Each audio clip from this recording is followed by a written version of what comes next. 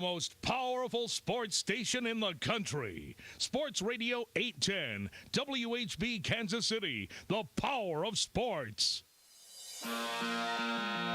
Isn't this a sports show? Read it one more time. What is it? Let me click on it so I can get the full thing. Yeah, what's the product description? Okay, here we go.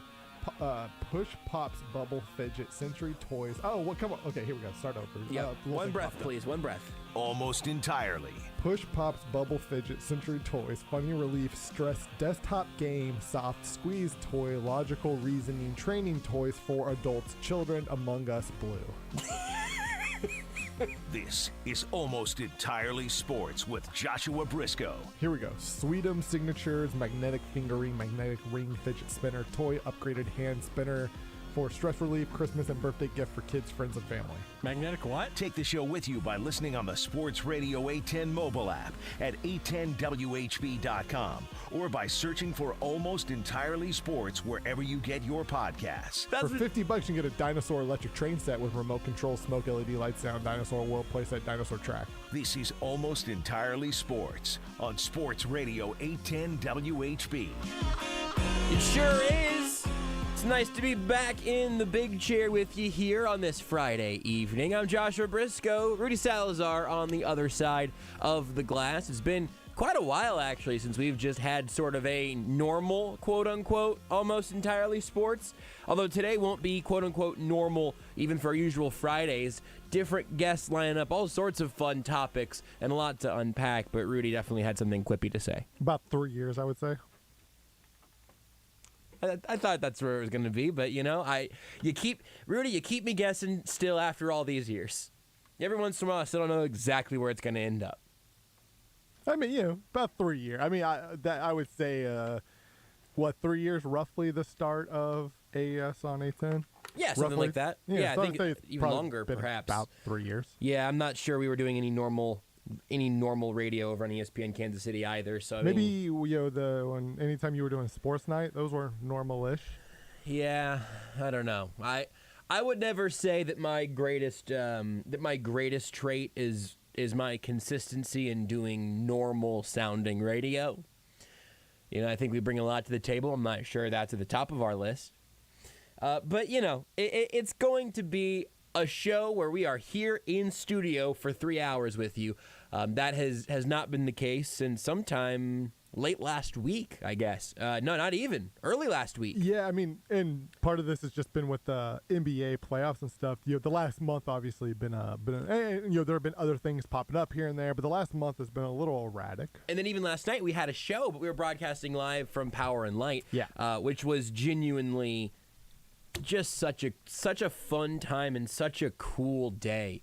We'll talk about that a bunch here tonight as well.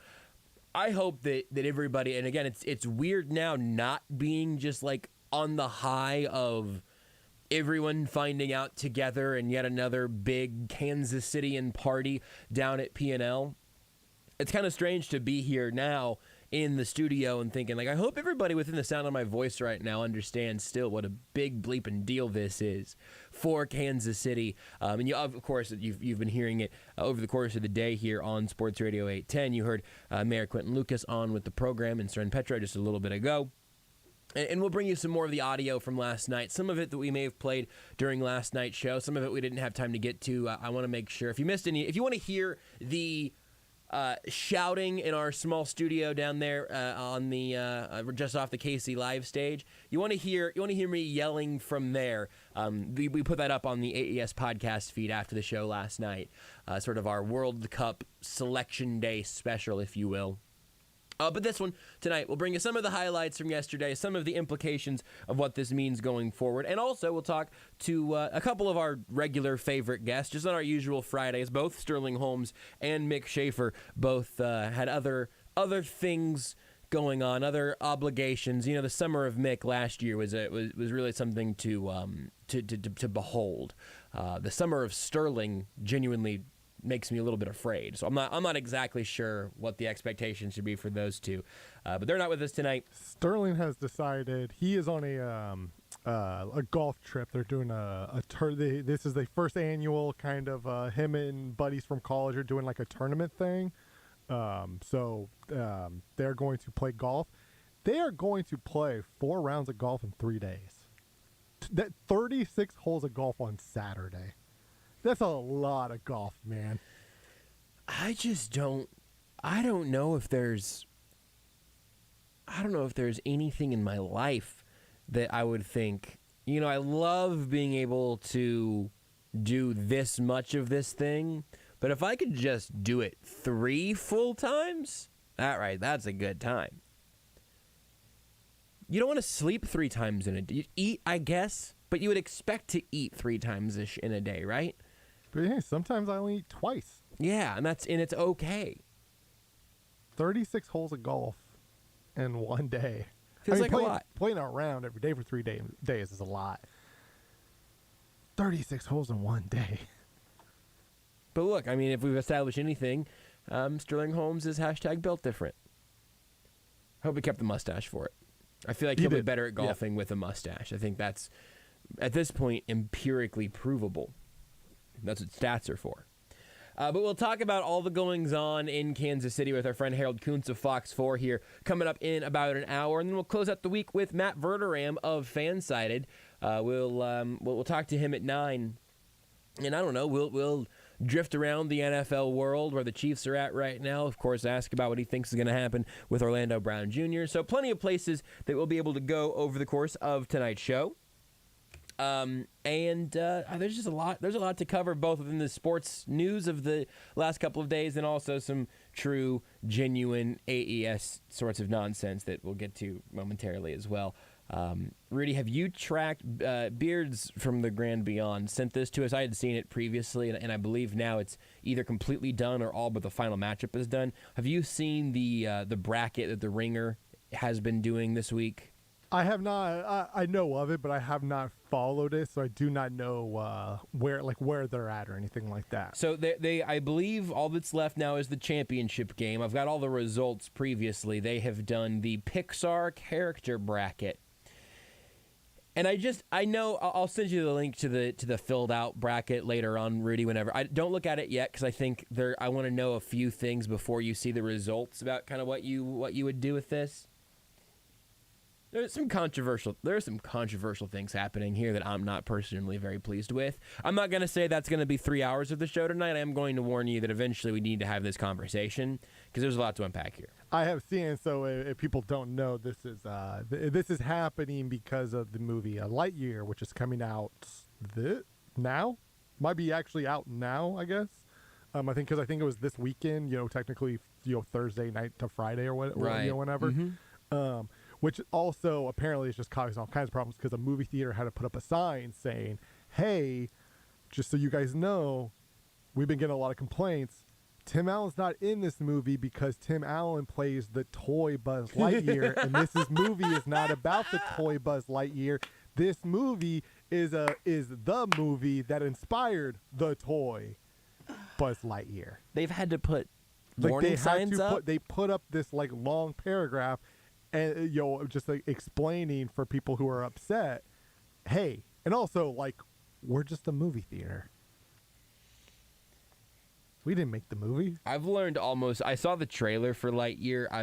I've followed almost nothing else about it to this point. I see now I've pulled up the Rotten Tomatoes sort of out of curiosity, and also because I couldn't remember which Chris is now voicing quote unquote real Buzz Lightyear.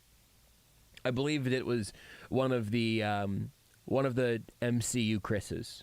I couldn't tell you which one. Evans, I think it's right? Evans. It's not Chris Pratt. That much I'm 100% confident. Chris Pratt's voicing I sometimes some other stuff, I think. Yeah, so he is both controversially. He is both Garfield and Mario. Both of those again really bothered me once more. I am here for the start of the Nintendo Cinematic Universe. That ultimately is just going to lead to a Super Smash Bros. Movie. We get a Mario movie. We get a Zelda movie. We already had Pokemon, right? Pretty soon, it's just all going to lead to a Super Smash Bros. Movie. I'm totally good with that. I don't think I'm ready to hear Chris Pratt voice either Mario or Garfield.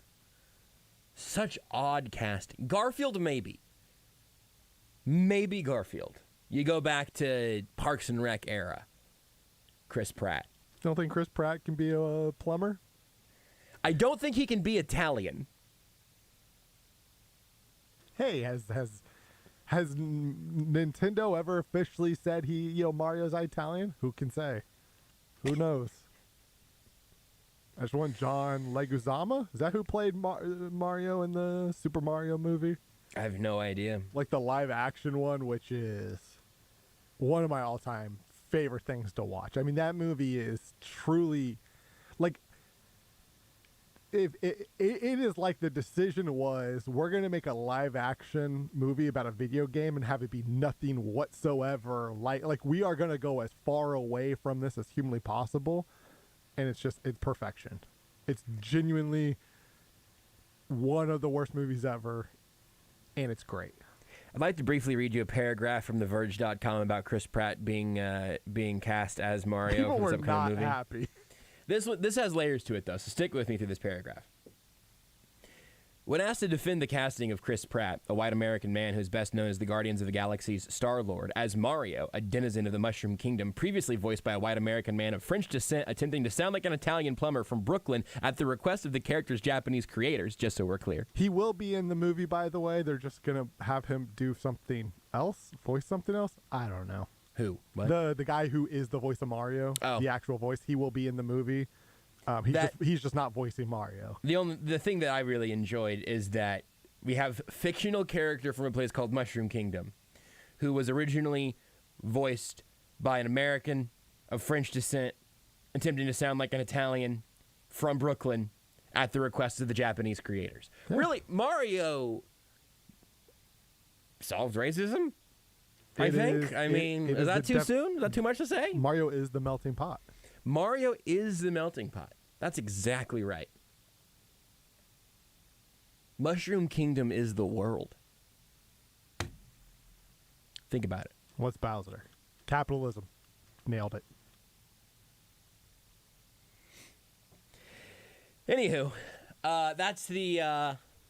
See, it's just doing the show. Just doing the show, right? Just back in here, Just different. Sometimes you could go Chris Pratt and all of a sudden, boom. Gearing up. This is a 3-speed bike, I would maybe. 5-speed? We definitely don't have 12 gears. No. I would say if we have 5 if we're being generous. But we know how to ride it. And ride it well we do. I'm not even sure. I think our best argument is that whenever we crash our 5-speed bike, it's funny. Yeah, I would argue it's that those are intentional decisions of us trying to do a big stunt. Have you fallen off of some of the Disney Pixar movies in recent years? I never saw Toy Story 4. I love animated movies. I've always loved it. I'm not doing it on purpose. I just have missed some. Is that getting old?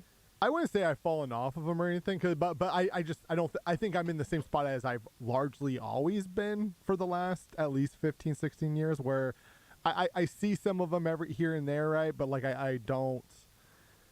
It's not necessarily seek out must watch for me, right? It's kind of more of I saw the most recent one I probably saw was Soul, but I watched that with my niece, right? So it's some of that stuff. So I would say for me, I'm pretty much in the same spot, but that spot has just kind of always been lukewarm. I'm not against watching any of them. There's just usually always something else I would rather watch. But I hear great things about Turning Red, so at some point I would like to check it out because I've just heard everybody say nothing but fantastic things about it. But that was true for Encanto and for Coco. Oh, Encanto. I saw Encanto. That's the most I haven't seen any of the movies we've talked about in the last several minutes. And to be fair, Soul, really, really good. Also heard it was very good, yeah. Yeah, I really liked it. Here's what I'll say. Every time I watch a Pixar movie, I generally really like it. Yeah. But for whatever reason, I don't necessarily seek them out. It's kind of more of I watch it if I'm over at my my sister's house, watch it with the niece.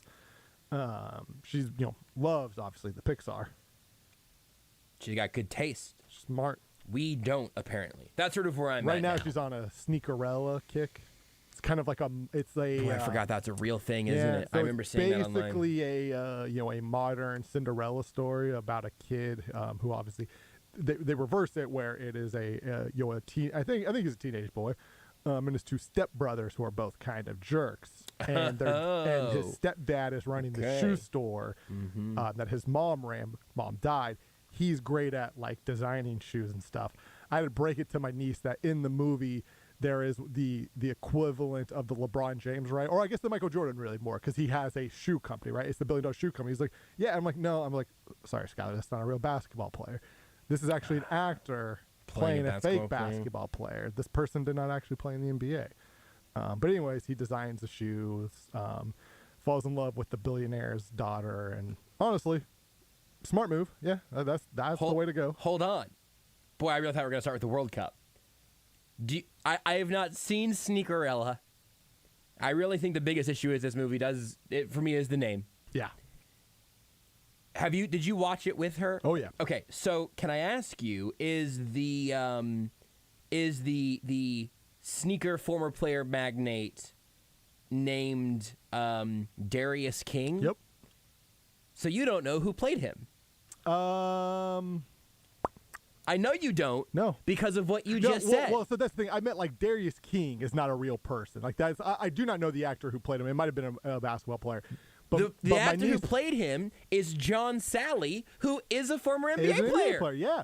But my niece thought Darius King was an NBA player. Not fair, and I had to say, no, it's like LeBron James King. But I did not know who the actor was, though. John Sally, him playing himself, would not have quite the Jordan LeBron sort of impact. I understand that. John Sally, because there's also, it's a little bit of a musical in there. Got to hear John Sally throw down some bars. Really? Yeah, John Sally, man. Pretty good job. 8 out of 10, I would say, by performance by John Sally. Hey, save it for the shot clock reviews. Don't we giving that stuff away for free? I guess we do give it away for free when we do it anyway. All right, never mind. Well, there you go. The more you know. Sneakerella, starring John Sally. It's silly. 4-time NBA champion John Sally. Go John Sally. Pulling up his basketball I reference win page. an Oscar for Sneakerella. By the way, the sneakers that like are the sneakers of Sneakerella. Yeah. Honestly, they kind of suck. The whole thing is that he's great at designing sneakers, and he does some good work. But these specific ones are supposed to be like the cool ones. There's just a lot going on, and it's honestly just like a little too much. If we're being honest, it's like very specific to one little area of New York. And if you tried to sell those on the market, I don't think they do well. Okay. There's just a lot going on. Counterpoint. I'm looking at them right now, and I get it. Counterpoint. You're old. Yeah, but I don't think those shoes even exist like now. Like they're like right, like it's. You don't see the vision. You don't see the future. I mean, maybe that's old right. now. That could be the case. We're old. We're not watching the new Pixar movies, and you don't think the shoes in Sneakerella are cool. But I'm watching Sneakerella, and I don't see any kids out there wearing shoes. Like again, the kid who's doing some design work in the movie beforehand, like his friend just has these just like plain white shoes that he draws. Right, he draws on them just with some mark stuff. Great work. Does a great job designing them. These shoes though specifically, a little too much. The other shoes he does, honestly, I think much better. These ones are just like a little too much. I think my niece could design better shoes, is what I'm saying. I think maybe these shoes are designed, like these shoes were designed by 40-year-olds who think that this is what 15-year-olds like. That's what those shoes are. I will say that is probably true. I do think you're onto something there. I think you're probably right. Thank you. I also think that right now I'm watching you just go through the stages of grief and trying to cope with the fact that you're now an old man who doesn't know what the cool kids like anymore. Oh, I've known I was old for like 7 or 8 years now. I thought you were going to say 15 or 20 years. I couldn't tell you the hot, is Bieber still a thing? Is Usher still kicking around? Remember Lil Jon? I was kind of hoping you would just keep saying names until you mentioned the name of somebody horribly problematic that you just never caught the story on. I will say this: Did you see that Justin Bieber has face paralysis at the moment? That's not even a joke. What? Yeah. Did not see that. Yeah. Nope. Yeah. No. Biebs has like there's some sort of like nerve disease that he has right now that is like partially paralyzing his face. He put out like a video and you can look at it and see like half his face isn't moving when he's talking. It's really weird. It doesn't seem good. That's sad. Yeah. Man has a great voice. I want to hear him sing. I hope this doesn't get in the way of that.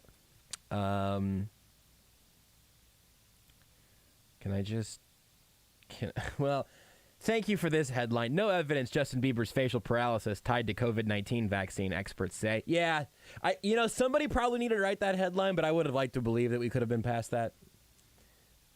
Ramsey Hunt syndrome. It's a virus attacking nerves in his face. Sounds like an NFL cornerback. Ramsey Hunt? Jalen Ramsey, I would spend a first-round pick on Ramsey Hunt for sure. Absolutely. Yeah, no question.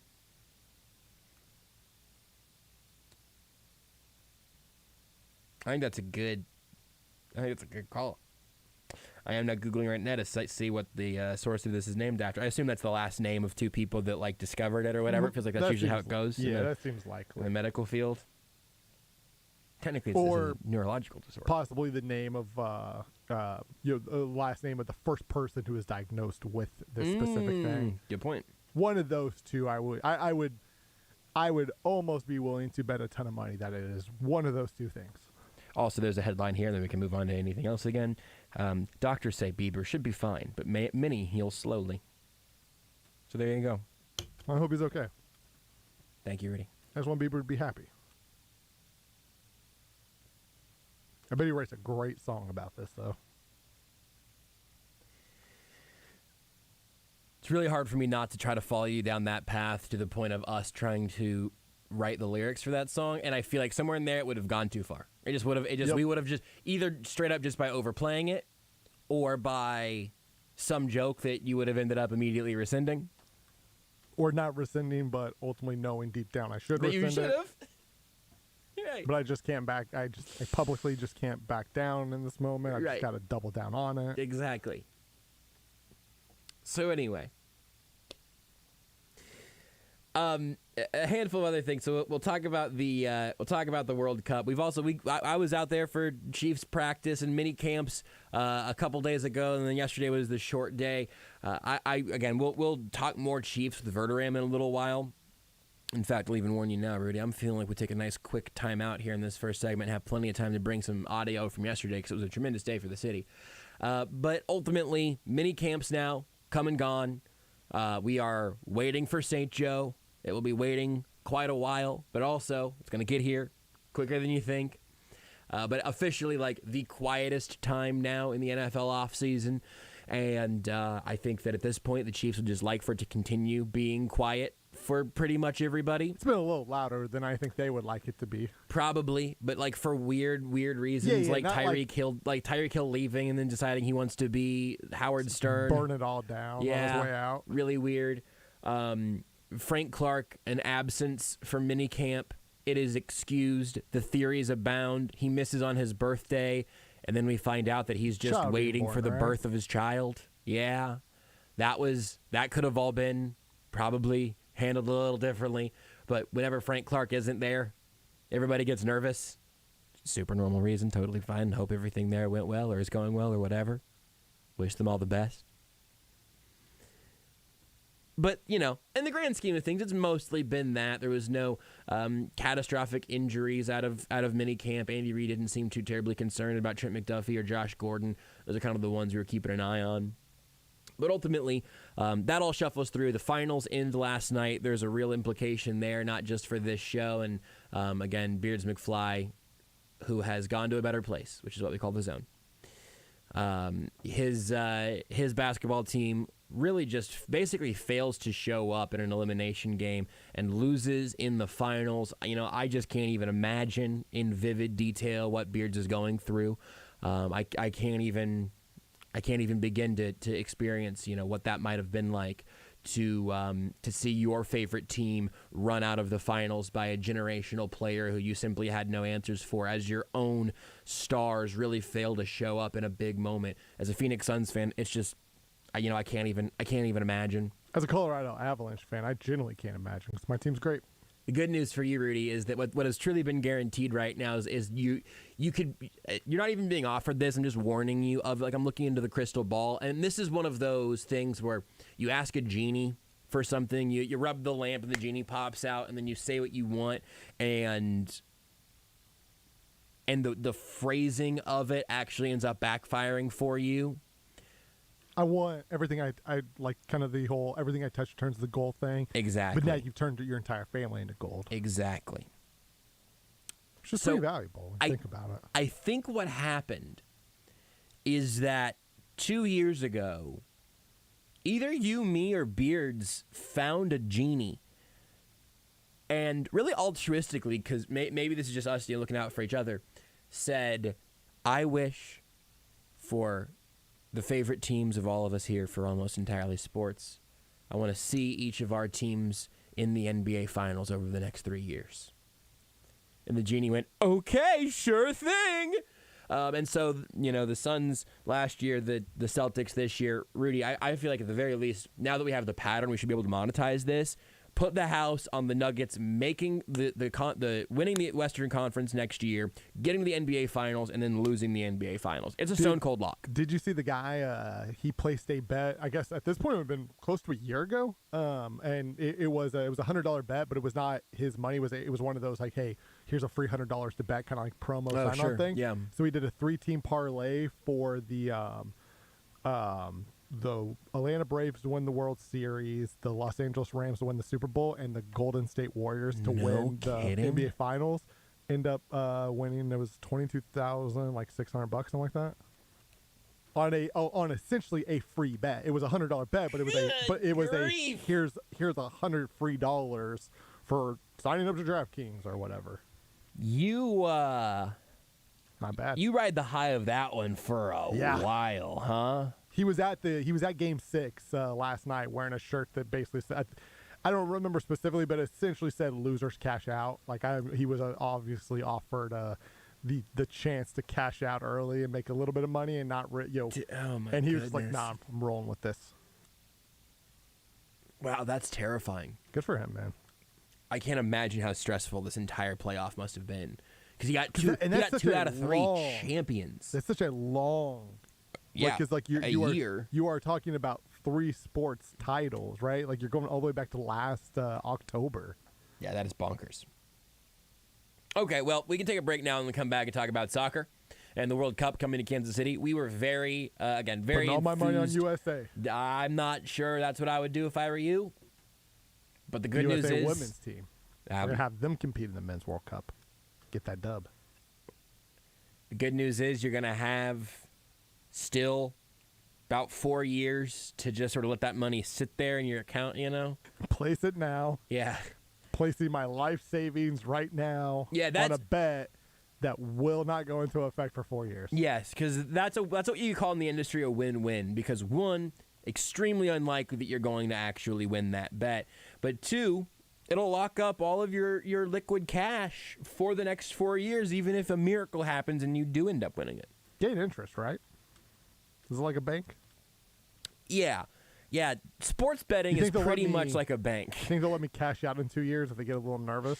Yeah, I'm sure they will. Yeah, probably just money back guarantee, I would think. 2-day prime shipping. It's like Amazon. It's, there's no chance of that one backfiring on you. Let me go ahead and this piece of paper just appeared in front of me. Nothing ever said on Almost Entirely Sports or anywhere near Almost Entirely Sports should ever be considered financial advice, good, bad, or indifferent. Huh. Poof. It just poofed away again. Magical piece of paper just showed up for me to read and then went away. Anyway, Rudy, now that I've read that, I can tell you confidently, bet it all. Want more Almost Entirely Sports? Watch the show live on the Sports Radio 810 Facebook page.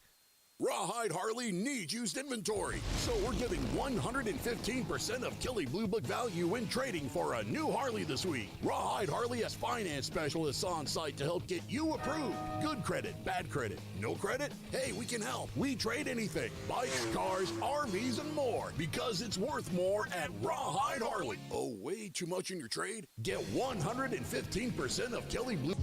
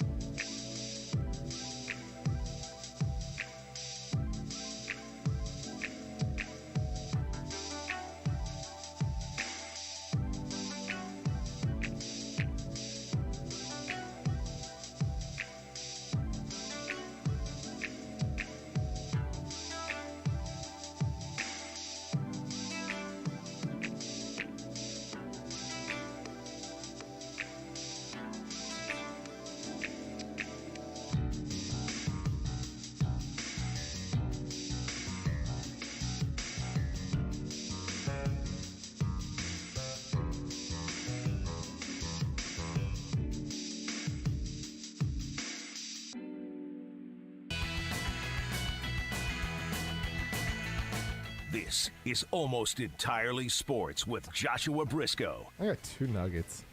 I'm happy. Rudy got 2 nuggets, everybody. I got my 2 nuggets On Sports Radio 810 WHB.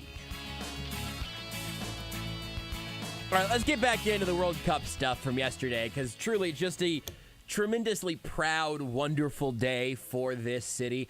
Again, if you want to hear all of the fun from last night, I would encourage you to go check out last night's show. We podcasted it up on the Almost Entirely Sports podcast page. You can get that just wherever you get your usual AES podcast. We also talked to Daniel Sperry of the Kansas City Star. He covers sporting and the current, and obviously is now getting ready to cover a World Cup for the Star.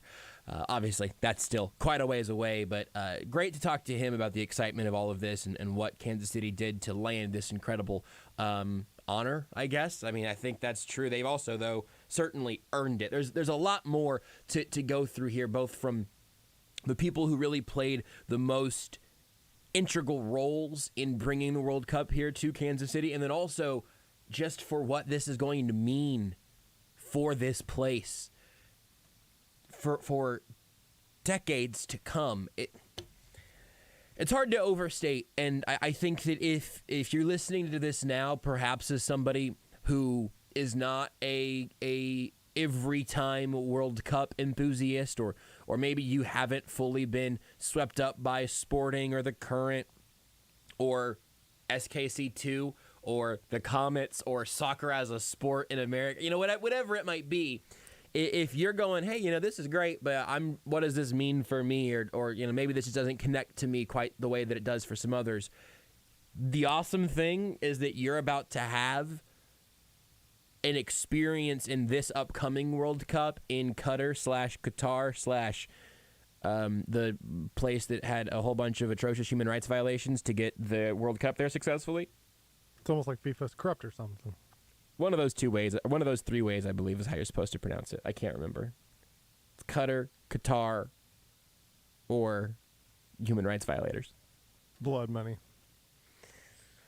The numbers of just so now I'm putting the downer on what's going on in this year's World Cup, but just the sheer amount of human loss and suffering that ultimately was just sort of written off to get their stadiums built and everything is not cool. So that's just a little. That's one of those Google it if you're feeling like learning a little bit more sort of situations. But not the point of this segment. Because we're not talking about 2022. We're not talking about 2022. We're talking about 2026. 26. And, no, we're not building in 26. We're not building new stadiums. Right. This is the thing here. Obviously, across North America, you've got Canada, United States, and Mexico with locations. The majority of those being in the U.S.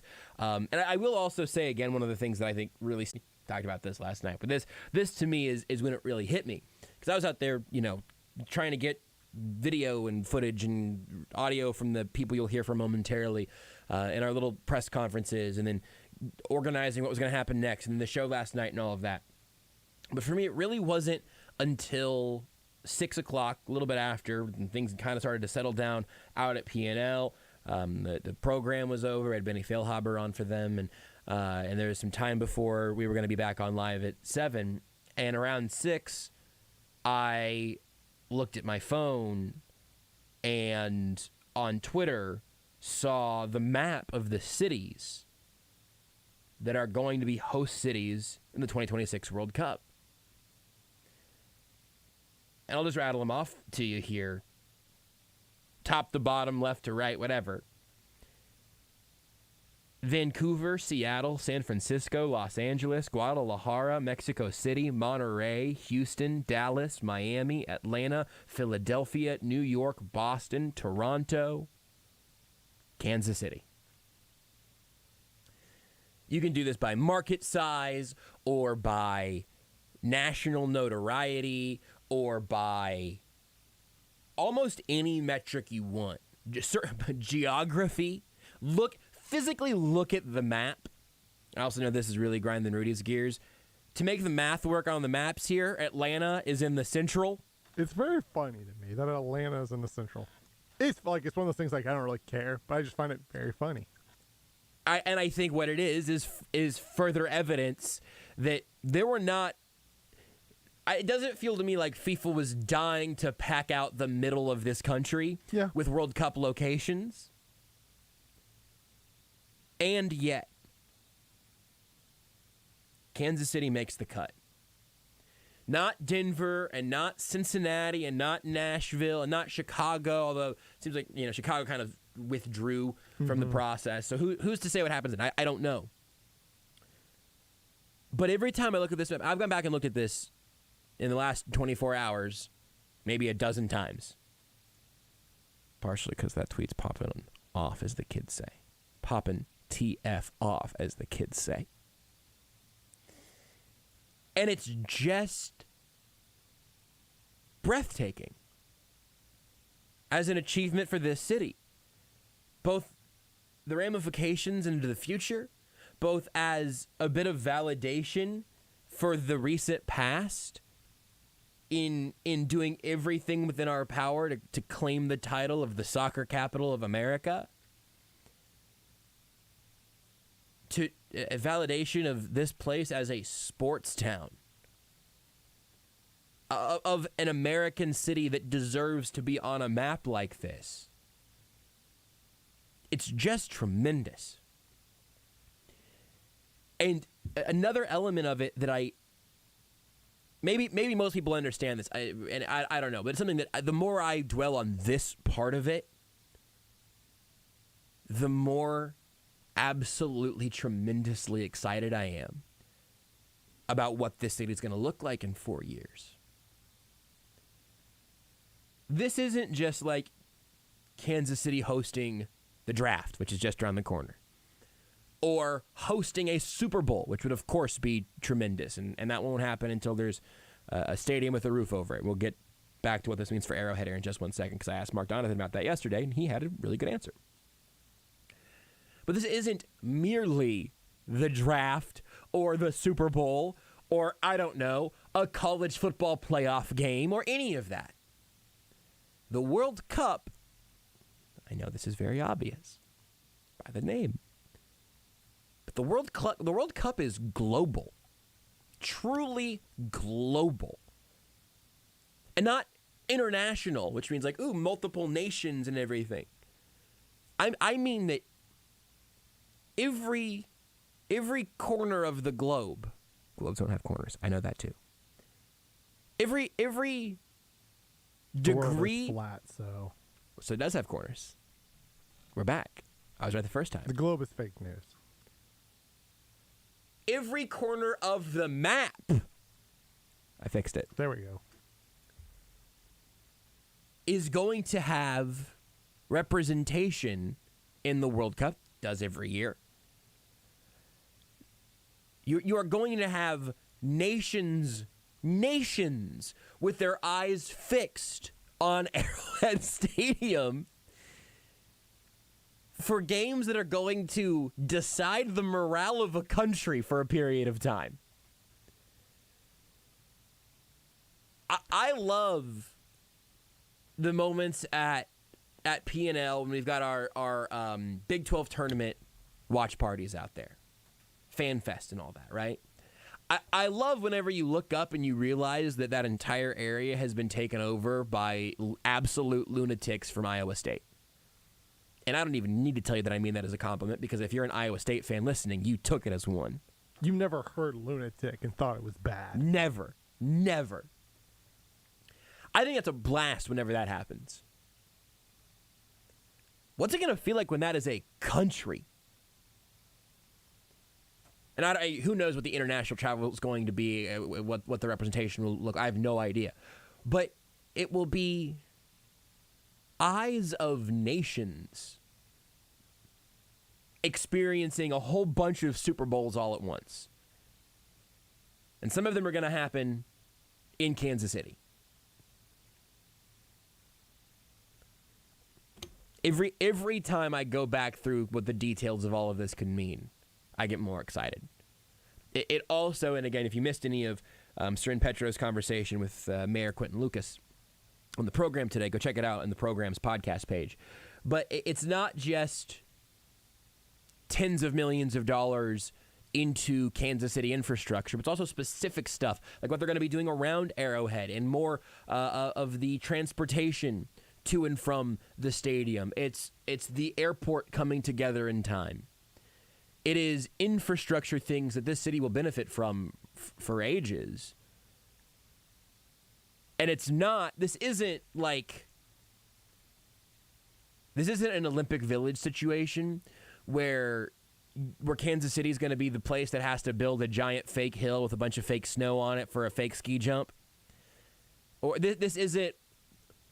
They're not digging up. They're not going to level Kaufman to put in Olympic-sized swimming pools that we'll never look at again. And this is one of the things for me that I've even had to kind of figure this out for myself. Like, hey, why am I am quite prickly to the idea of taxpayer-funded stadiums for professional sports teams. Absolutely, there can be a local impact, but ultimately, every piece of meaningful research done into that shows that is not a good way for taxpayer money to be directed for the sake of those taxpayers. Also, we're talking about creating essentially a second home for billionaires. They should privately fund their own stadiums. That's where I genuinely come from on all that. But in this instance, we're talking about a facelift, an expensive facelift to Arrowhead, but things that will be beneficial to Kansas City on an infrastructure level well after this is passed. Not ghost stadiums that, again, very often are left behind just a few years after Olympics leave the countries they've been in. I don't know what's going to happen in these stadiums in Qatar or Qatar or massive fraud and bribery. Whichever one of those ways is the correct way to pronounce that country's name. I don't know what's going to happen to those stadiums, but I imagine they're going to see their absolute heyday come and go very, very quickly. And whoever's funding it is probably fine with that. I don't know. They got all the money in the world and it just sort of springs out of the ground. Maybe I don't know. I really don't.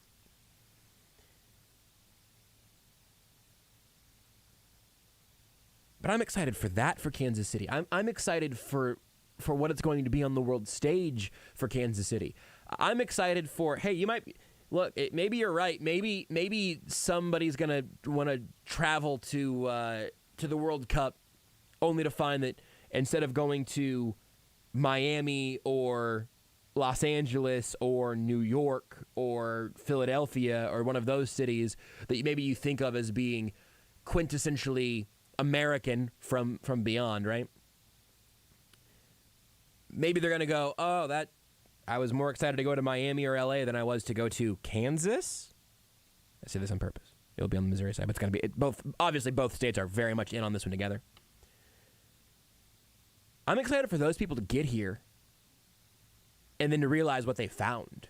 You know what I mean? Like, I don't need Kansas City to be Los Angeles. But people are going to come to and then leave Kansas City with a completely new appreciation and understanding of what we can do here. Have done here. And even and this is more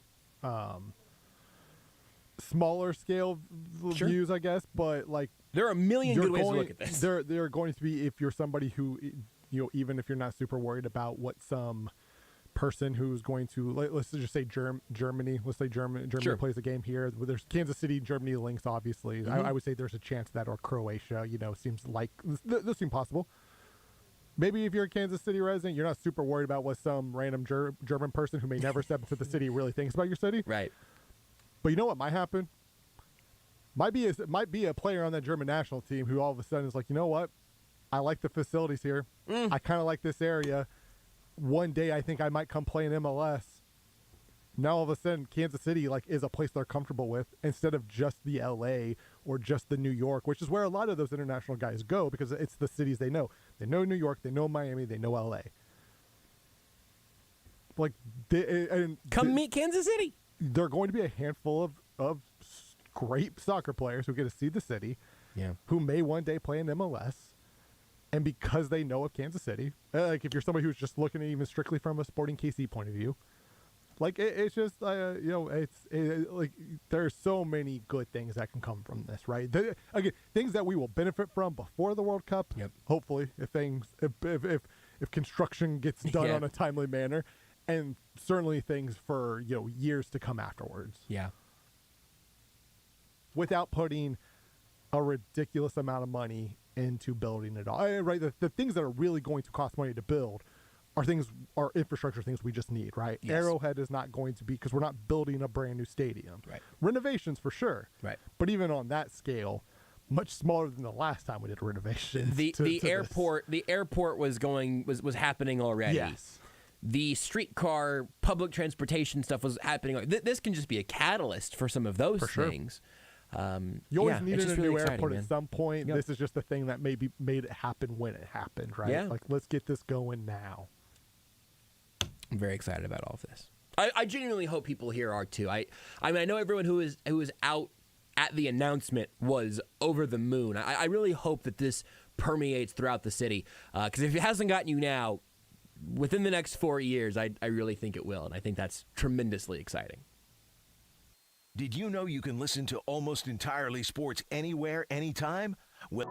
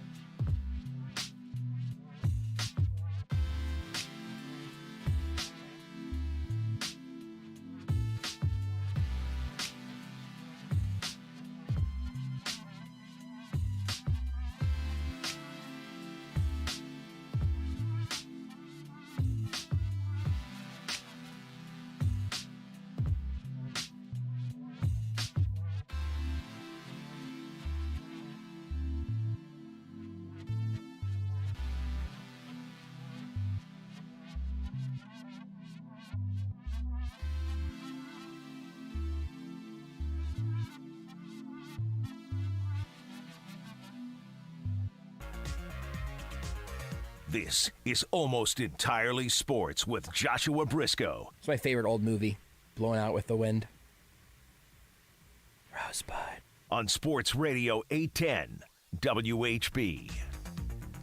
Obviously, the World Cup coming to Kansas City is the big story of these last couple of days. It also makes this very, very easy. We love to give an award to somebody as the winner of the Ruback Fine Jewelry. Who gets the ring of the week? Well, in this case, it's got to be everyone who played a part in bringing the World Cup to Kansas City, from Kathy Nelson and Catherine Hollins to the entire crew on both sides of the state, on every angle from every political party. I'll tell you what, the only thing that I've ever seen this much of a consensus for in my life is that every single person who has seen Fiancée Renee's engagement ring, they've all been on the same page. And if you're shopping for an engagement ring or just a really nice piece of jewelry for a loved one, go to Ruback Fine Jewelry. They've been serving Kansas City for more than 100 years. They're where I went when it was time to get a custom piece for Renee. You can get a custom piece on a custom budget. Keep your flexibility. Talk to Hal at Ruback. He'll set you straight. He did that for Renee and I. He'll do that for you as well. So go check out Ruback Fine Jewelry right here in Kansas City at ruback.co.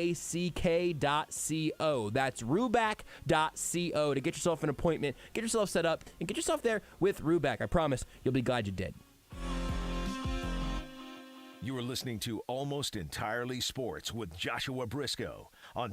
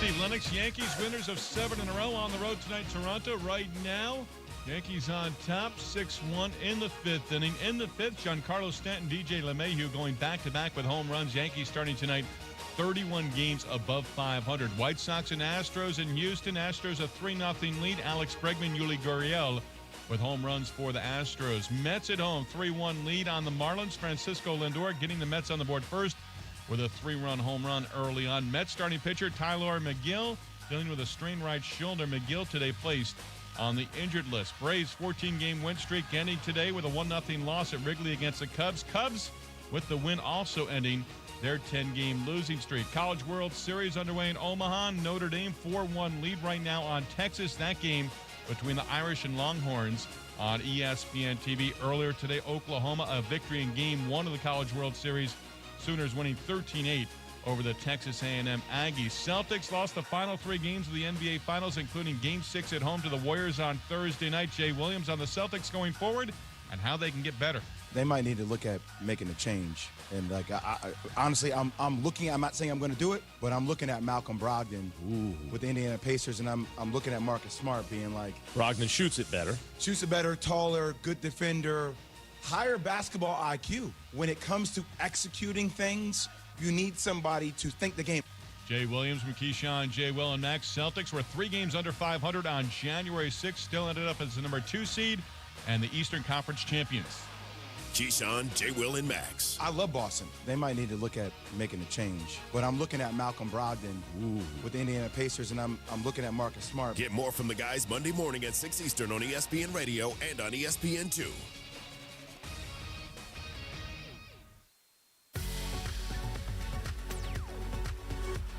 You're listening to Almost Entirely Sports. Like, I was going to throw it a break even, but you were very, into whatever it was you were working on. I'm working on something. It'll show up later. Okay. That's unnerving. You and I will appreciate it. I don't know how much everybody else will. Wow, save that for posterity. Almost Entirely Sports. You and I will enjoy it. I'm not sure if anybody else will. I mean, that's all that matters, right? Put that on the show's gravestone, whenever that is. Well, listen. Almost Entirely Sports. We don't care about our fans. With Joshua Brisco. Oh, wow. Yeah, that show was on for, a few months? Yeah, what happened? Oh, they were having a good time, but literally no one else liked it. Oh, okay. Well, yeah, that'd do it. On Sports Radio 810 WHB.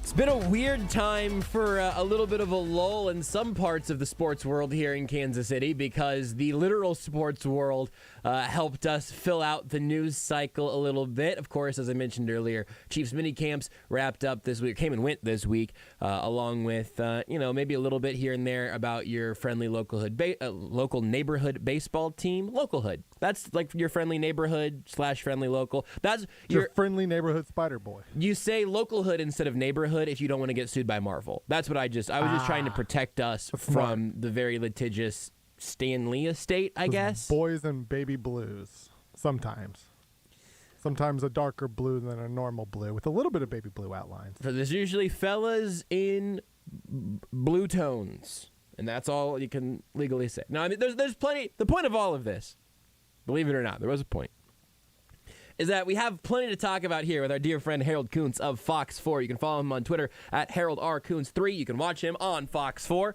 Harold, I don't know if there was a logic to the number. I feel like I may have asked you about this before.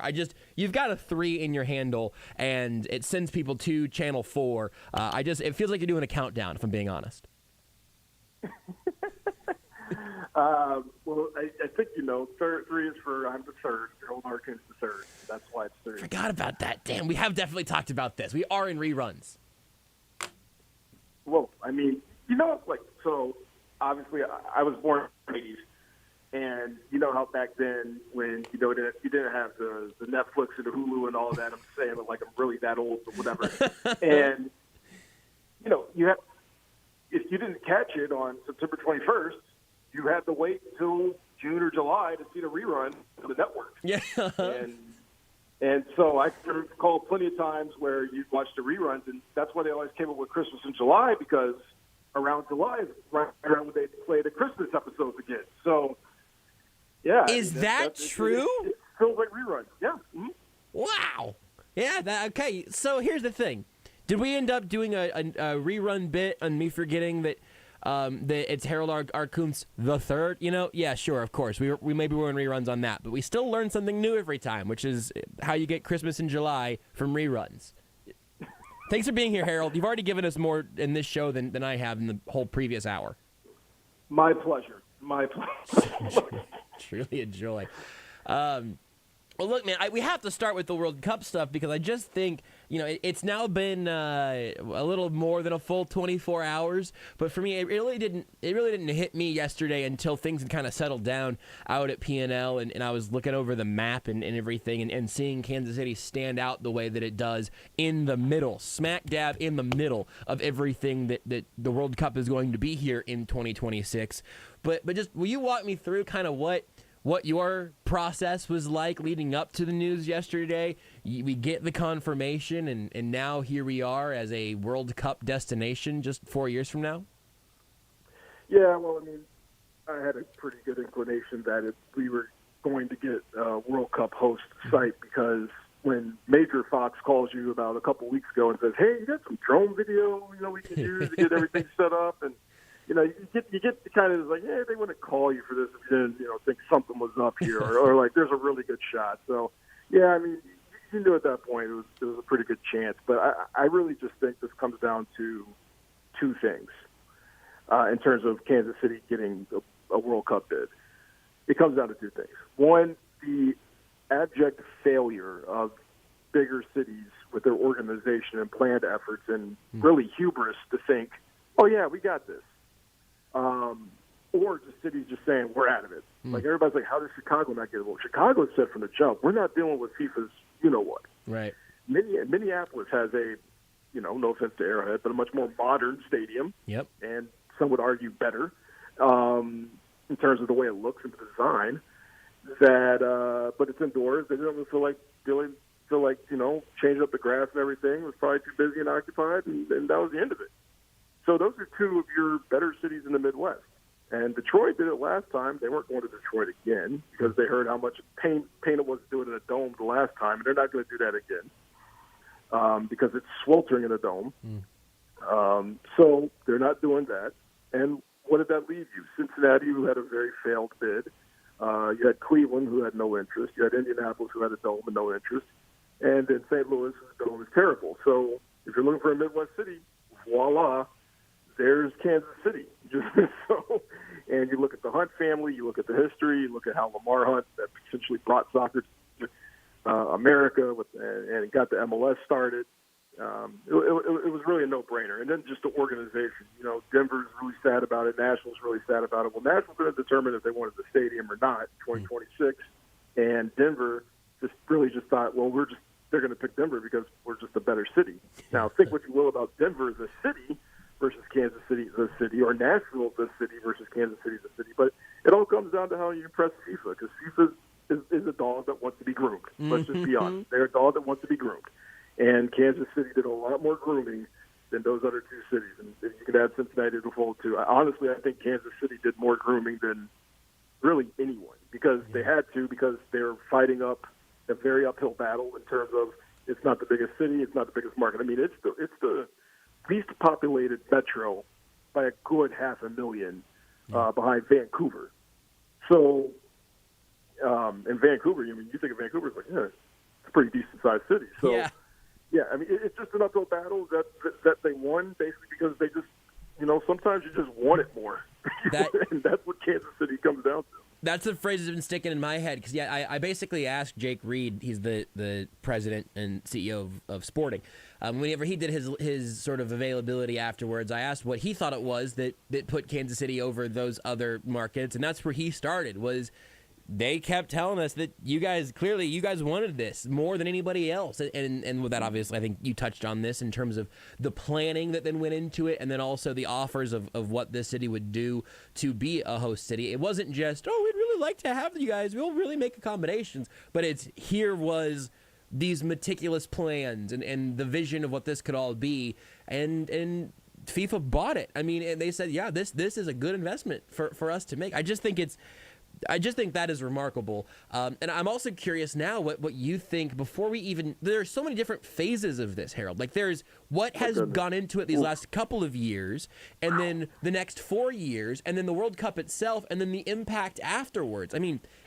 you could pick any era there, and I guess I'll just let you tell me what you're the most excited about or most interested in terms of leading up to the World Cup, the games themselves being here, and then what it's going to mean for Kansas City beyond it. Grow up fast.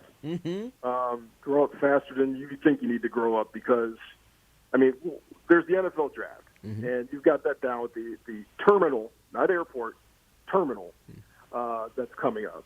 But hopefully as long as the Starbucks is open before 8 a.m., that'll appease all the people that travel for NFL games. Because it's not necessarily the terminal that they dislike so much. Everything's closed and there's not enough options. That's what they don't like. You get the options open, get a food court, you're good to go. But you got to go. I mean, you see Frank White. I talked to him, the county commissioner of Jackson County, and he said, "Oh, the city kind of need a little money, and we'll try to help out." I'm like, but you can kind of tell, like, this is going to cost a lot more than you think. And if you live in Jackson County, and all of a sudden you see some taxes going out, all of a sudden you're like, my bill just dropped from 171 to 158 overnight. Well, you're going to know why. Infrastructure is key here. I mean, everybody's got bad traffic. Any city that you look at that was applying, and I mean, I think I had been to pretty much all the cities that were in the final bid, enough to know that, Denver's infrastructure, not bad, except when you get to the suburbs. Cincinnati's infrastructure, pretty bad, but they don't have a lot of traffic. Nashville has a ton of traffic, and their transportation is terrible. And I know that. I lived it. But here, it's also, like, if you don't have a car, you ain't getting anywhere in this town unless, like, you park at River Market, you can get to Union Station via of course, the streetcar. Right. And when you hear stories about, like, oh, they got $50 million for Arrowhead renovation, with no guarantee yet on what exactly they're going to do with Arrowhead in the future, 5 to 10 years, and John Sherman is hanging out, our CEO of the Royals is hanging out saying, I want to get that baseball stadium in 2026 because I fear, I don't know, a month-long road trip. Right. Which, there's a joke there about the Royals playing now if they're on a month-long road trip with a tree falling to the floor. But anyway, they're playing. I said on air today, like, 2 teams in the league playing in the worst baseball stadium in the league. There you go. That means baseball fever. Catch it. Let's baseball, go. With an exclamation point. Yes. Yeah. No, but it's just there's a lot that's going to go on. The infrastructure is the main thing. Because when I read a couple pieces on this, Kansas City's two biggest flaws are infrastructure and human trafficking of all things. Now, you can't really do much about the human trafficking because, the interstates are not going away. So, that you just got to deal with that. But that means added security. That means added resources. I mean, you're going to play. You want to be one of the big boys. You got to be a big boy. You got to step it up. This is literally a junior varsity team. I would almost say freshman team going to varsity because 2 people got injured in front of them. This is literally what this is right now. So they've got to be cognizant of, look, as great as it is for Kansas City to be on the big stage and everything, they've got to be cognizant for the fact that, look, Arrowhead sells out on a Sunday. We know that. But that's us. That's people coming in from Iowa and, other parts of Missouri, Kansas, of course, Arkansas, what have you. But now you got people coming in. Let's say it's Senegal versus France. Then you got a bunch of French people coming to town. You got some Senegalese coming to town, and you got people you don't know, and they don't know your language, and we don't know their language. And you're going to have to figure out, hopefully, that it all goes smoothly because it's going to be a nightmare. So infrastructure is the biggest thing. And, the soccer infrastructure is great. But, transportation could be an issue. And, that to me is my biggest concern. And I think they do that. That's why they got to put through it. But how do they convince the public, especially Jackson County people, hey, this is what we need to do? I think you're right. And also, You mentioning the all the different stadiums and all the money and the taxes that will end up paying for a bunch of this. I mentioned this last hour because I've had to kind of sort out my own feelings on this, and I think we were probably aligned on at least a number of these elements. But like I am not excited about taxpayers ever paying for stadiums. They end up being this incredible trick of accounting for the owners and sports teams in America. I mean, it's an incredible deal to own a sports team in America. And if you need my help to pay for your fourth house where your team's going to play, maybe somebody else should own the team. Like that's kind of where I end up. But of course, owners are going to take the money because it's free money. So that always kind of. Sorry. No, it's good. Real quickly. I mean, the fact that you want the World Stadium, and you're going to need some public money for that. Mm-hmm. You're going to have renovations in Arrowhead. You're going to want some public money for that. You're going to have your colleagues who are in Petro earlier today had Lucas on, and he said he wants to extend the streetcar all the Arrowhead from where it is now. Right. So do the math with that. That's 10 miles of track, which not only ruins you from 2022 to 26 with just general. I live here now, but do you get that done in enough time? Mm-hmm. You know, with your timeline of trying to get it to Brookside, do you want to build? You're building north-south. You're building east-west, basically. That's a lot of money for sure. Well, and the part where I end up, and I'm just kind of thinking out loud on this, but the part where I end up still being really excited about what the World Cup means for this city, but would not be excited to see my tax bill help pay for John Sherman's new house, is that I think. This isn't an Olympic Village situation where 2 years after the Olympics, every country that hosts them has a bunch of absolutely ghosted out empty stadiums and ski ramps and all of that. Yeah. My hope, and maybe this is me being too optimistic, I'll take what you say here sincerely, but my hope is that the money that is spent to make Kansas City more big city feeling, more transportationally appropriate for an event like this, my hope and prayer and tax dollars say that maybe this ends up being something that truly does benefit the city long after the World Cup has left, as opposed to building a giant facility for some Olympic-sized pools. Yeah, but let's look at the history. I mean, you obviously, when the World Cup was hosted in France, Germany, Italy, like it was in 1990. I mean, those stadiums are still either up or Brazil. Some of them were just remodeled stadiums that they already needed, but then you have some stadiums that are just left to the dust. Right. I joked around with you on Twitter about Manaus yes. Being kind of that place in the middle of nowhere. Well, that place is now a bird's nest. Literally, it's just that's it. So, but I mean, that's also an infrastructure problem with Brazil building a stadium in the Amazon because they just wanted to be creative with places. Right. The best thing about America is they need the stadiums because, NFL. And even the Canadian and Mexican league, the Mexican sites that were built, I mean, they're already pre-existing stadiums for the purposes of their soccer leagues, and in Canada, Canadian football leagues. So that's nothing they never had to worry about here with the stadiums. I mean, right. The biggest thing is just it's the pay. And once they figure that part out, or once, we come to a conclusion on that part, or there might be help from Johnson County and Wyandotte County and other neighboring counties. I mean, they're going to get some help, and they come to agreements there. That's something that has to be looked at between the powers that be. But for now, I mean, you can't just tell Jackson County, hey, here's money, and the city of Kansas City, hey, here's money. It's like, dude, there needs to be some discussions, which of course they'll have. Sure, right, absolutely. I think that with the hopes and also with what we heard from Mark Donovan, and we'll play this audio clip after we let you go here shortly. But talking about maybe that stadium money goes into the pot of what Arrowhead was going to try to get anyway.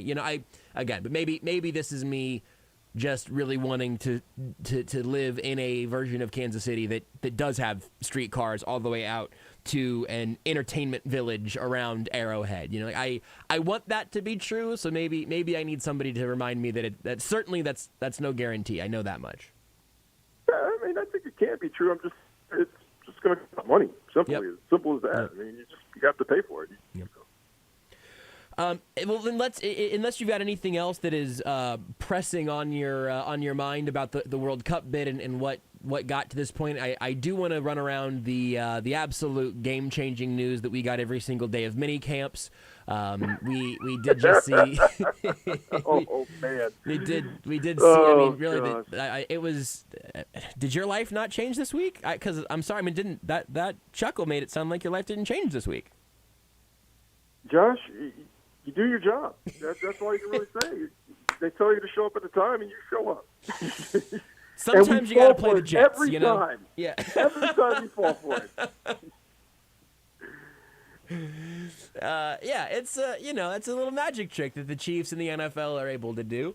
Did literally anything catch your ear or eye at any point during mini camps? Was there a story that you ran out there on Channel 4 that maybe we'll get to see at some point that you know what, this here I do think people should know about. This is kind of interesting to me.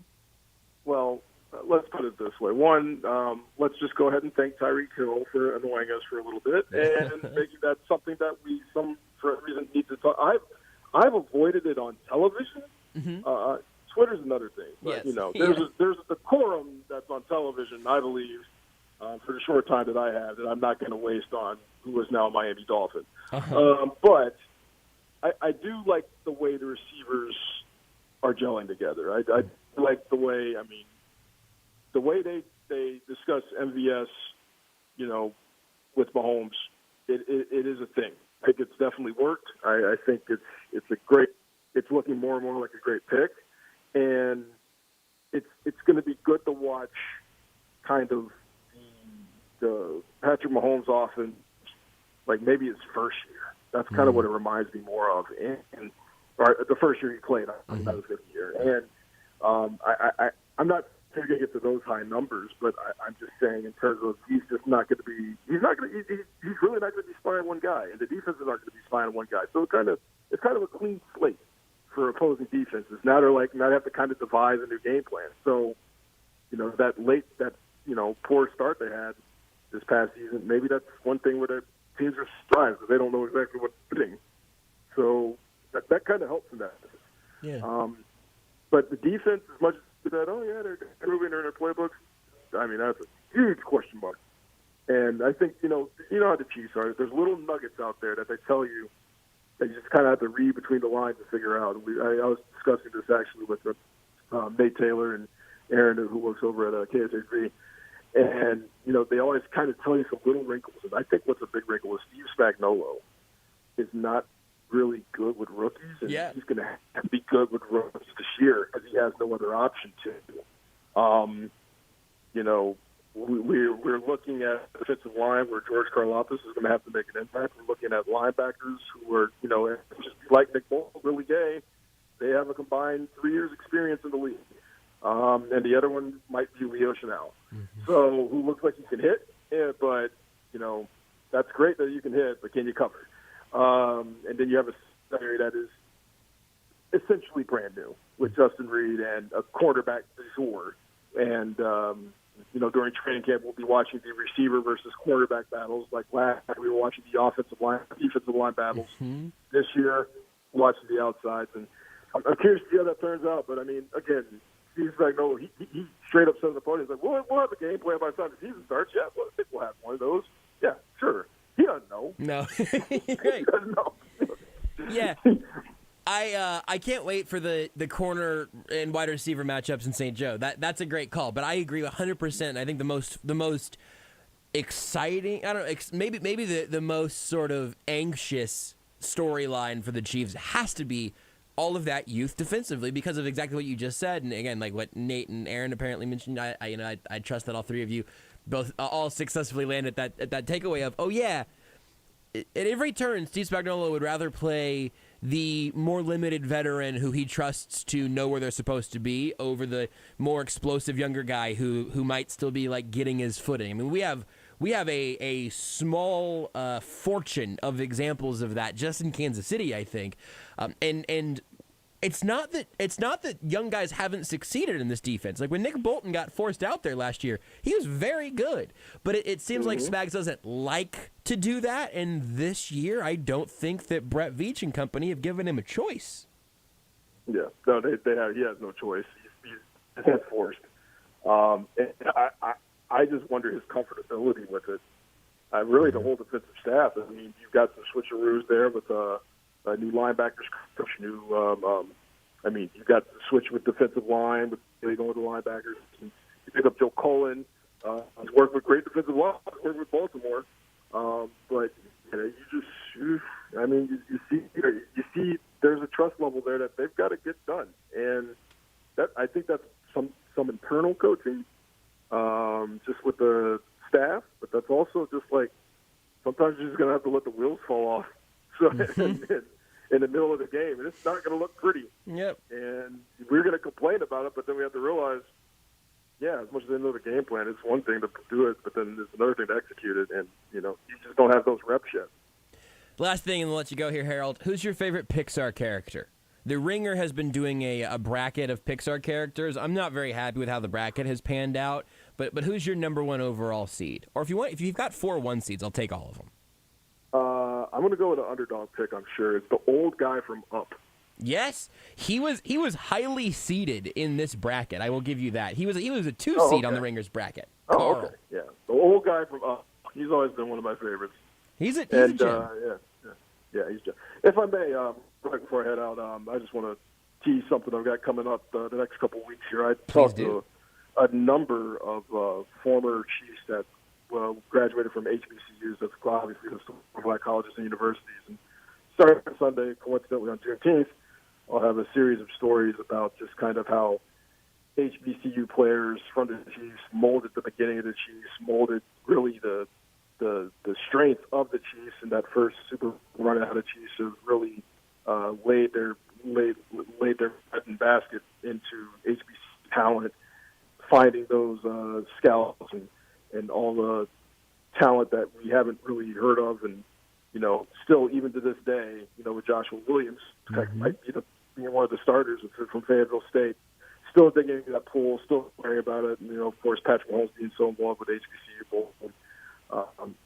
And I taught the guy from the 60s, the 70s, and the 80s, and maybe then team historians and a gentleman who wrote 100-year history of black football that knew Otis Taylor well, and you got Storm with Buck Buchanan. Lloyd Wells is the first African scout in the AFL, and Chiefs historian Bob really speaks to the Hunt family's involvement, and Sylvester Morris. I mean, plenty of guys here that just know about how great HBCU football was to the Chiefs, really. Yeah. I mean, the Chiefs were one of the first teams to do it, and I mean, it all started with, my mom knowing two people that played at Tennessee State, and it kind of just from there. So I taught the guys from TSU, Grant State, and then, pulled up some old archives of some Hall of Fame speeches, and it's a labor of love to put together, but, I'm really looking forward to at least sharing the history. I mean, you like it, you don't, but it's also a slow period, and I figured why not go some time, and, Sunday will be the first to that. Okay, so one more time, as close as for timing and when and where and how can people check that out?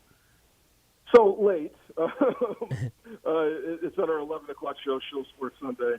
So we'll have it story there. But, of course, it'll be on the website, fox4kc.com. We get done. Hopefully I can have it up before we air it on Sunday, and that way it can be disseminated. But you'll find all the parts of it, and it should be, at least if it's stories you've heard, God bless you. But, if you haven't heard it, I think there's a lot there that you'll realize there's a lot that went into this effort, not really just to find some of the guys to talk and some of them to talk, but it's really important that some of these guys are older, that we're losing them.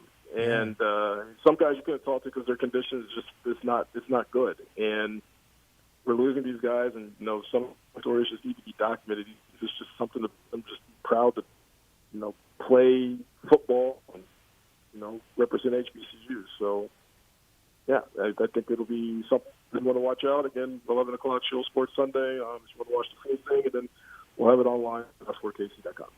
Yeah, that sounds fantastic. I want to let you go so I don't accidentally make you do my job for me here and then fail to be able to do your job on time there. But I also love to talk to people after projects like that come out about the things that didn't make the final cut, because I'm sure there will be stories within that story that that ultimately you couldn't fit into that package. So let's talk about that again soon too, because I would really look forward to seeing that on Sunday, and then we'll I'm sure you'll have even more that we could kick through this off season. Yeah, well, I intend to run the story each Sunday the next 5 weeks.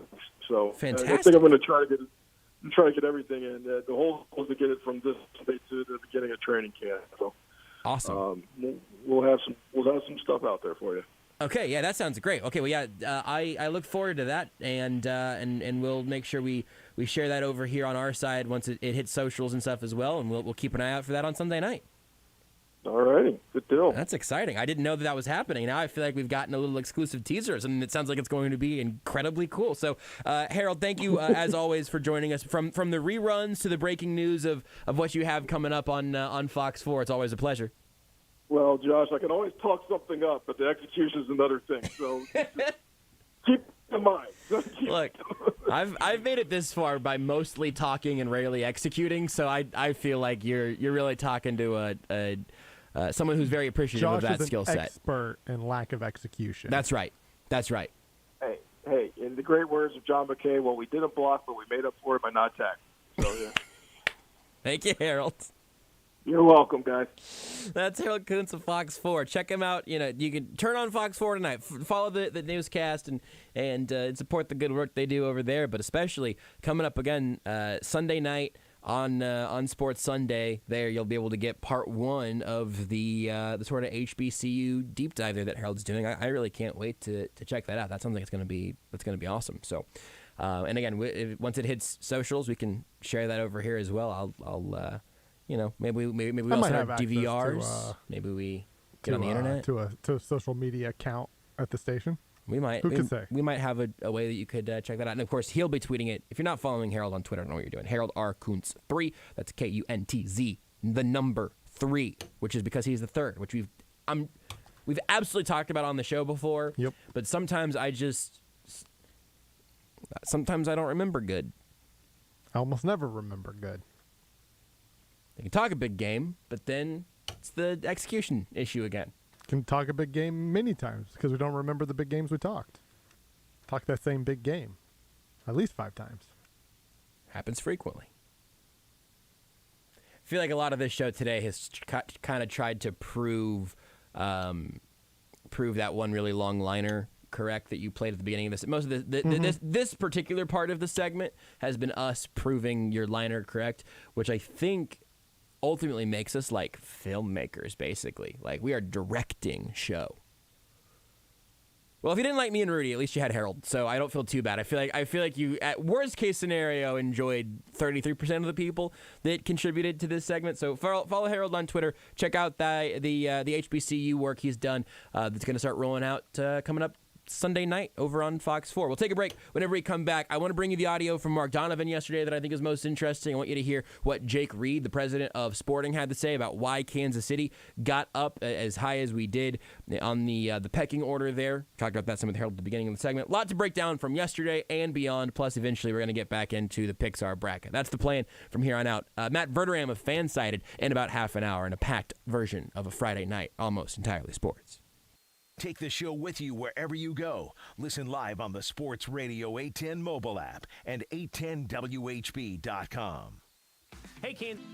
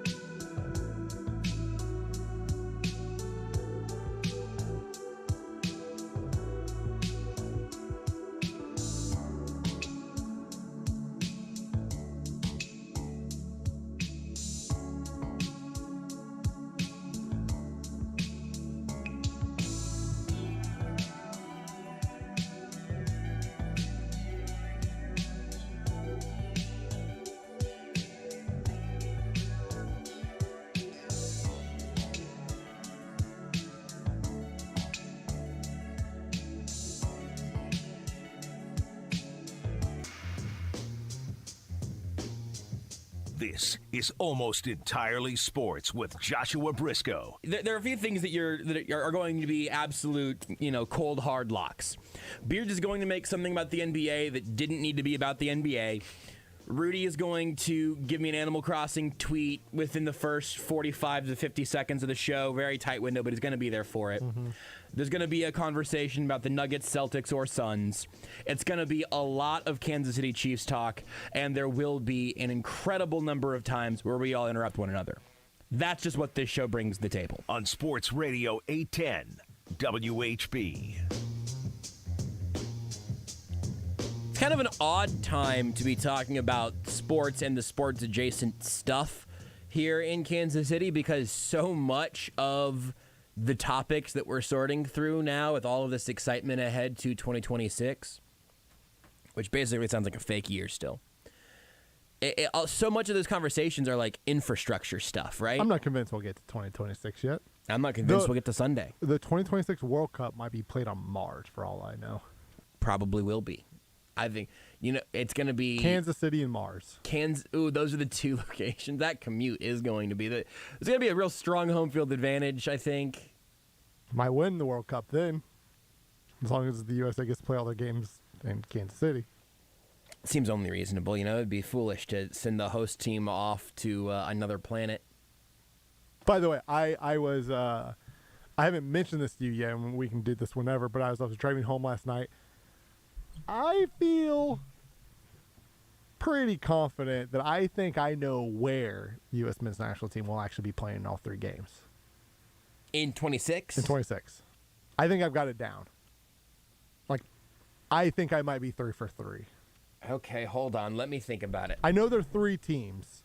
It's Iran, it's England, it's Wales, right? We know they're going to play those 3. They're in the same group with each other. That is so for group play, obviously, right?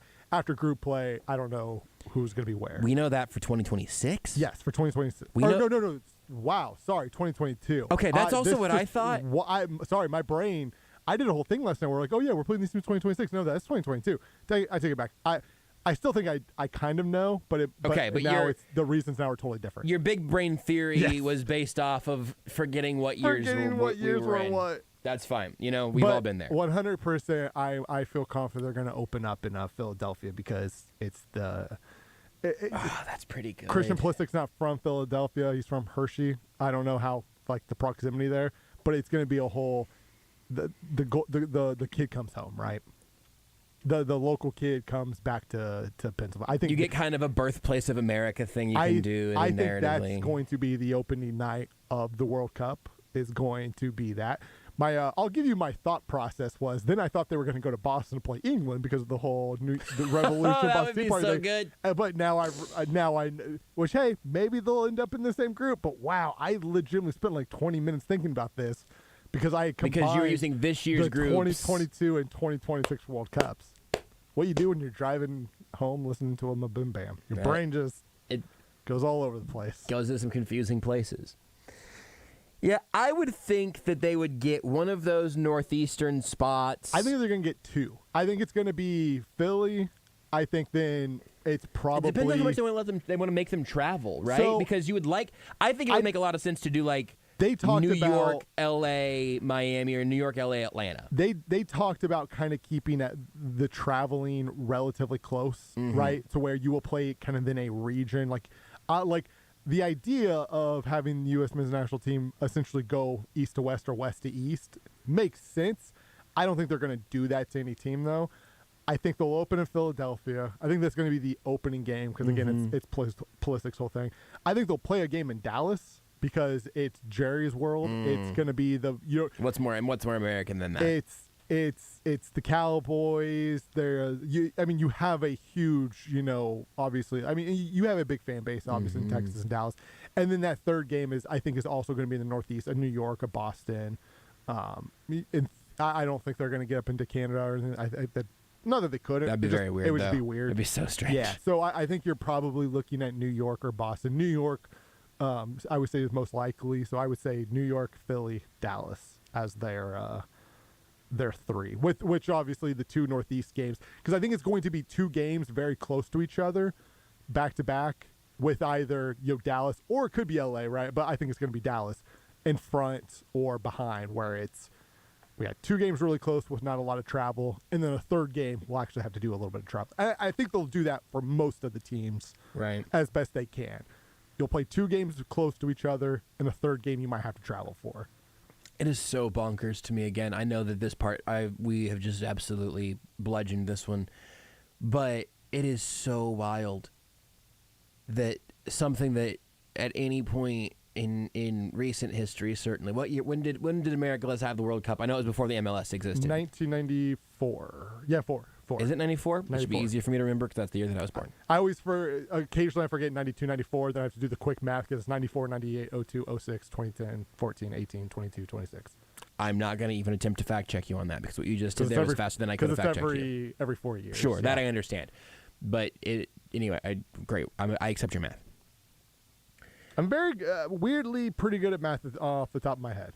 So let's go to 94 because I was born at the end of 94. So in 94, I wasn't actually. I was not birthed when that was happening. I was 3. I may have been a zygote or something. I'm not sure. About to turn 4, a couple months away, but I was 3. In my lifetime, for me to get to a World Cup game would have demanded literally traveling around the world. I don't know what the closest one had been to us previously. I don't know if geographically speaking. I don't know if this has been the closest in the history of the World Cups, besides the U.S., but Brazil is probably the closest, I would imagine. Theoretically, I could have driven to Brazil, right? In theory. In theory, there's that. So yeah, I think Brazil is, unless I guess it's possible way back in the day it took place in Mexico, maybe way back in the day. But I'm guessing Brazil is the closest. Here's what I've got. Okay, Qatar, Russia, Brazil, South Africa, Germany, Japan and South Korea, France, the U.S., Italy, Mexico in 1986. Okay, but I'm going to keep using my lifetime because it's a very convenient period of time for me to use. In my lifetime, Brazil was the closest geographic location to us for me to go see a World Cup game. Or Russia, you just drive up to Alaska, a little brisk swim across the canal. Great point. Boom, you're there. So either would have required a little bit of hitchhiking into the mainlands of Russia. Could have gotten there, I guess, if I really wanted to. A polar bear would have got you there. Definitely. I think that might be where the Polar Bear Express is. It's not. It's just the Polar Express. No, I think it's the Polar Bear Express. It's a bunch of bears that just take travelers. In my lifetime, as I was saying, getting to a World Cup match would have required planes, trains, automobiles, polar bears. Beat me to it. And in 2026, I can get to a World Cup game in current conditions in 15 minutes. By polar bear.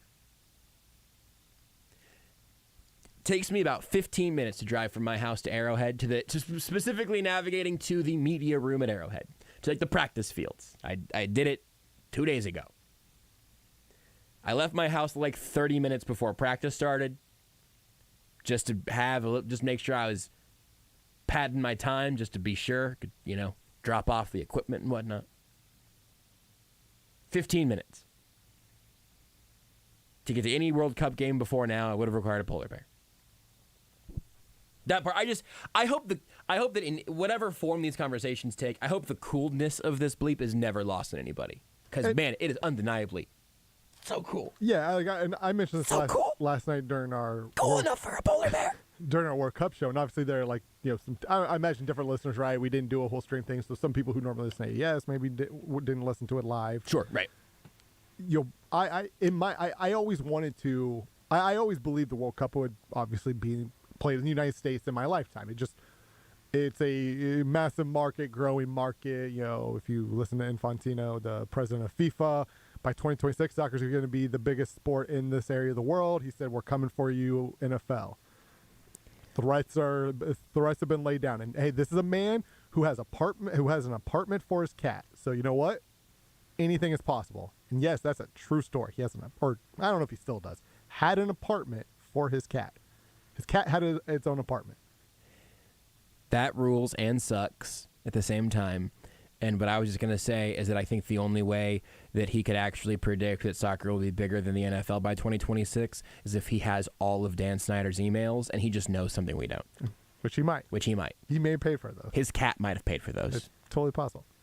But I always knew there was going to be a World Cup in this country. Also, like Harold said, stadiums everywhere. Yeah. We have the infrastructure for a lot of that in the country, of course. And right, honestly, eventually it's going to come back. Figured there was always, in the rest of my life, my guess is there will be a second one. Maybe a third, might be pushing it. I bet there's one more World Cup in the United States before I'm dead. Depending on how long I live. I was just thinking. Let's be honest, maybe there won't even be another one, right? Rudy, I hope you make it to this one. I'm playing fast and loose here. You're saying that there could be 2 total World Cups in America hosted in your lifetime from here on out, and I just think it's going to be really surprising to hear the U.S. get awarded back-to-back World Cups. Just hoping for the best, man.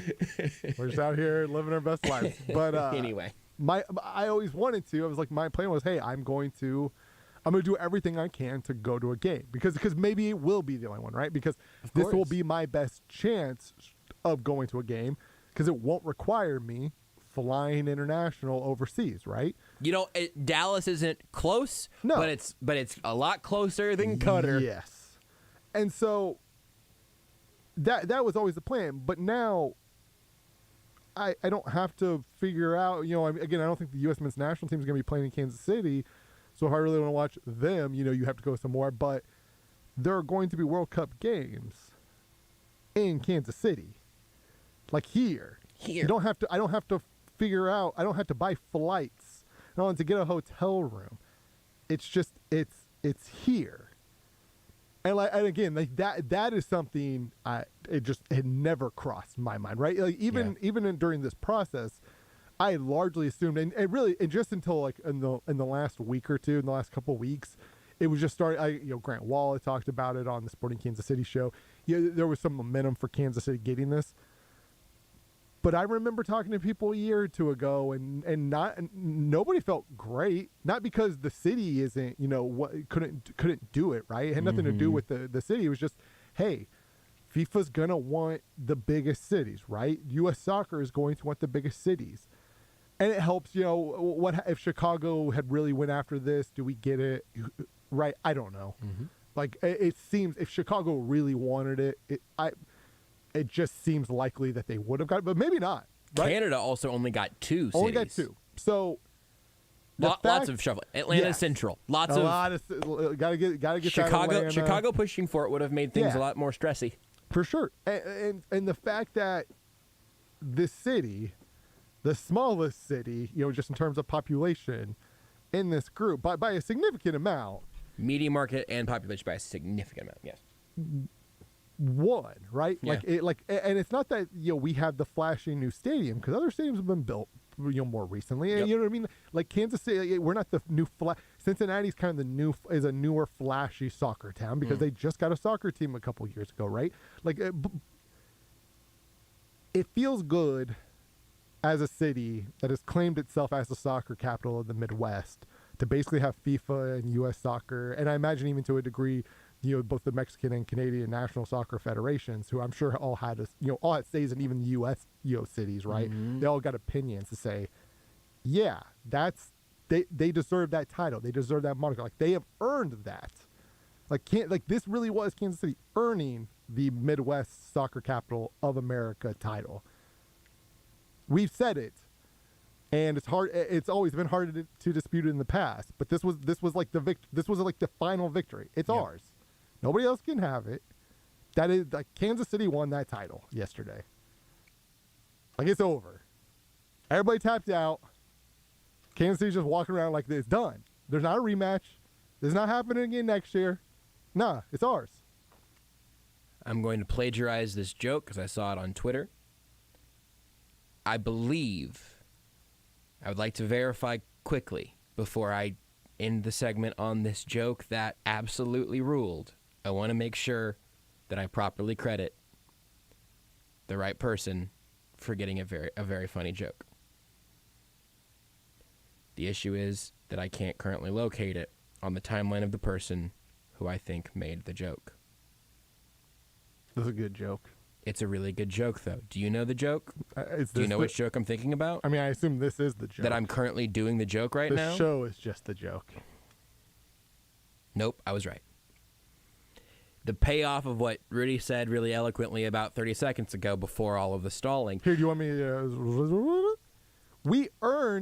This city earned the title of the Midwest soccer capital of America. It's over. It's done. Everybody tapped out. The battle's over.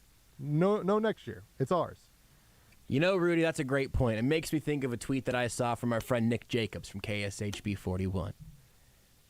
He summarized it very well, I thought, when he said, Denver lost to Kansas City again, and it didn't even take Patrick Mahomes. Want more Almost Entirely Sports? Watch the show live on the Sports Radio 810 Facebook page. Greg Gurley here for the national champion of roofing, Buck Roofing. Ron Buck and his championship team want you to get the most out of your largest investment, your home. Buck Roofing has a team of experts who have repaired and replaced roofs all over Kansas City for more than 20 years.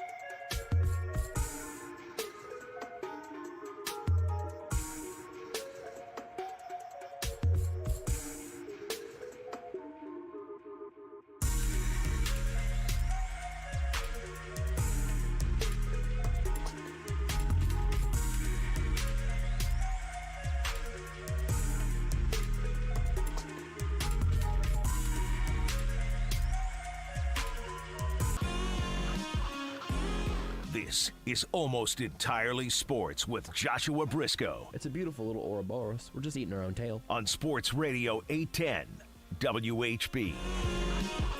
We'll go a little bit more from football to football with Matt Verderame of FanSided here, just around the corner. A little bit of where the Chiefs stand right now on the minicamp front, a little bit of the NFL action currently going around, and Orlando Brown Jr.'s contract also is in a very interesting place. He hired an agent that didn't have any other NFL clients before him. So I'm curious what Verderame is seeing from what the most likely outcomes there will be. Plus, maybe I'll see what his favorite Pixar character is. I imagine at this point, I'm sure I'll have one. Feels like a good place to start. Now you're going to know, dear listener, did Josh remember that he wanted to start with a Pixar thing during the entire commercial break, or will he forget in the next 3 minutes? You have to stick around to find out. You're listening to Almost Entirely Sports with Joshua Brisco on...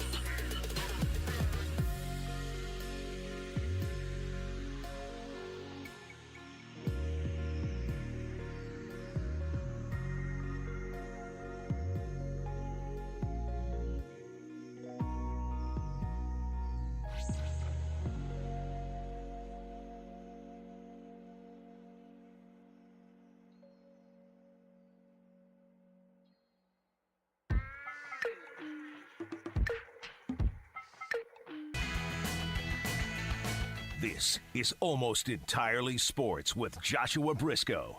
Matt, first question. Whenever we are gulped up in a nuclear holocaust, what's the thing that you're going to miss the most?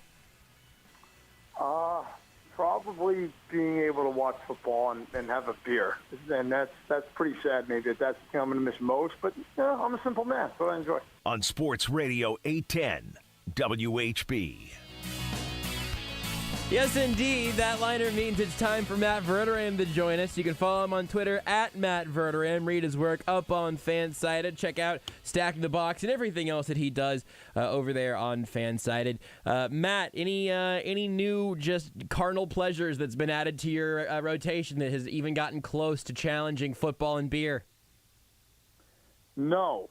Sleep might be one of them. I've got a 2.5-month-old daughter who I love dearly, and finally is sleeping well. But the first couple months, it was, if you slept for 2 hours, it was a miracle. So I am enjoying sleeping. Other than that, we got the middle of the off season, so I'm just gearing up. It's kind of like covering the NFL is the equivalent to being a bear that hibernates. You know, and it also includes getting fatter. Yes. And you just hibernate, and then training camp comes around. You're like, all right, I got to get out of the cave, and then the season starts. And by the end of the NFL draft, you weigh like 87 pounds, and you're just face down in a coma. So yeah, it's basically where I'm at. No, this is when you can finally carbo load and just try to get yourself about one full constant month of sleep. Again, I think having the baby was a real misstep in your planning for the hibernation, though. I mean, that really, I don't know how you let that one slip through the cracks. She doesn't care. Selfish as all get out. She's a good kid. She's obsessed with staring at ceiling fans. So, ooh. You know, apparently she's going to share in my IQ level. But, you know, it's good. It's good, you know. I'm enjoying it. We'll take our annual summer trip to New York, back to where I grew up, if you couldn't tell by the accent. Mm-hmm. And we'll do that in late July and early August. And I'm probably the only person who covers the league who takes big vacation the second training camp starts. Yeah. But I'll still be doing all the pods, and I'll do my column, and I'll still, you know, it's a vacation with some work mixed in. But that's fine. I don't envy a lot of the fine people you have on the station who have to go to St. Joseph's and sweat to death when it's 98 degrees at 7 a.m. Good luck to all of them. Here's my last question. Just sort of this partially surrounds, you know, fatherhood, but also the pool of characters to pick from here goes back far enough that I'm sure that you enjoyed at least some of these just as the target audience. But The Ringer's been doing a Pixar character bracket that has really some of the seating here has really caught me. I've got some issues. I won't make you sit here and listen to me air all my grievances, but I am curious who your number one overall seed Pixar character would be, or if you've got, you know, 4-1 seeds, whatever. I just love to know who really speaks to you from the Pixar character bracket. So first of all, let me just say I couldn't care less. I mean, really couldn't care any less. I think it's fun that they're doing that. You know, anything with a bracket, I'm involved, but. You know, everybody's like, oh, you know what I really care about? You know what I really care about? Nothing that happened when I was 7. But I guess I would just go. The only Pixar movie I think I've ever seen in my life is probably Toy Story. What? So I couldn't even tell you. What are the other ones? The Incredibles, Monsters, Inc., Ratatouille, WALL-E, Inside Out, Toy Story 2, 3, and 4. I haven't seen the fourth one. It all sounds like garbage. I saw the original Toy Story, and I'll say Woody because why not? Whatever, that's fine. But other than that, I mean, I got nothing. I couldn't name one character in any of those other movies. Isn't Soul a Pixar movie? Yeah, that was a relatively recent one. Okay, that I've seen with my daughter, who's the 4.5-year-old one. That's a really good movie. I'll grant it that. But other than that, like, you know, I feel like.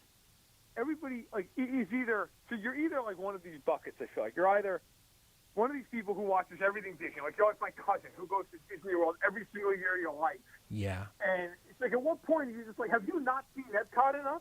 Yeah, that one's a little weird to me. Down there 37 times. Yeah, that's a lot. So you're either in that bucket or you're the Star Wars person who just like cosplays around the house, and it's just and I don't understand because I've never seen 1 second of Star Wars. I don't understand how they just keep adding to these things. It's like, oh, this is the 9th prequel. Like, what is happening? Who are these people that's in the 9th prequel? There's no way they relate to the original cast of characters, right? From like the 70s, whatever the hell it was. I just missed all those buckets, and I just immersed myself in sports, and thank God it led to a financially stable career. Because if it wasn't for that, it wouldn't be good. Would not be good. I was about to hop on the train to start making fun of adults who are just like the ones who are really, really deeply too into Disney, and then you mentioned the Star Wars thing, and all of a sudden I decided that I should just move on and ask you about football or whatever, because I didn't feel like calling myself out on the radio this time, you know. It's just and listen, you're into what you're into. I mean, I'm a complete nerd when it comes to sports. I mean, I'm sitting here in my office doing this interview. I'm looking at my bookcase. It probably literally has, I don't know, 30,000 baseball cards in it. Like, I mean, from anywhere from the 1800s to yesterday. Right. So, I mean, I'm a complete loser with that. I'll be at a convention for it this summer. Okay? Right. Like, to the point, I mean, it's a serious problem. You know, I'll go out and buy a card that, you know, a piece of cardboard from 60 years ago that's way too expensive.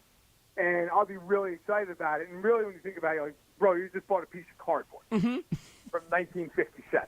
Right, like, old paper. Congratulations. Right. So we all have our things. But the Disney and the Star Wars thing, I missed the boat in a big way. Sure.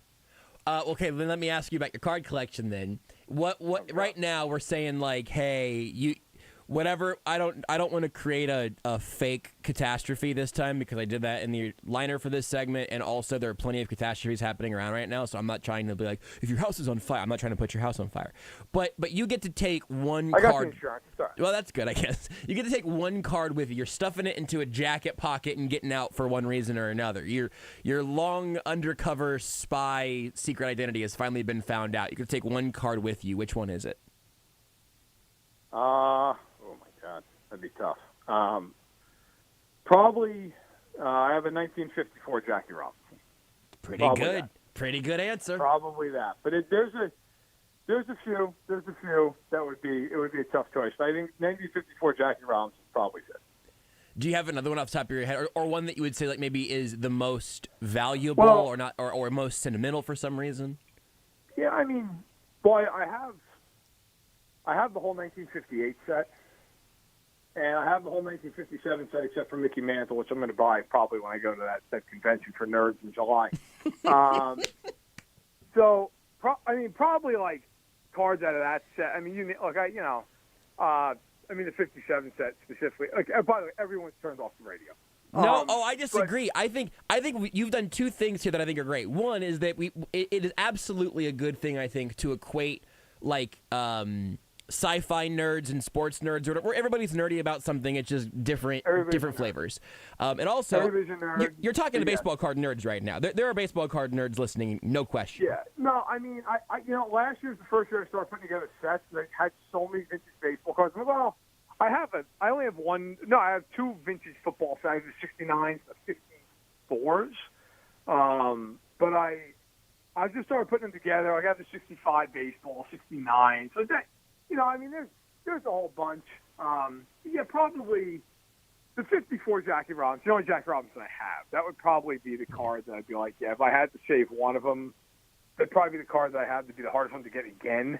Yeah. So, but check back with me after the convention in July. It could be a different answer. I would, yes, please. And if I forget to ask, please remind me, because I absolutely could sit here and talk about it's in Atlantic cards. City, so I might bet my mortgage, but we'll see how things play out.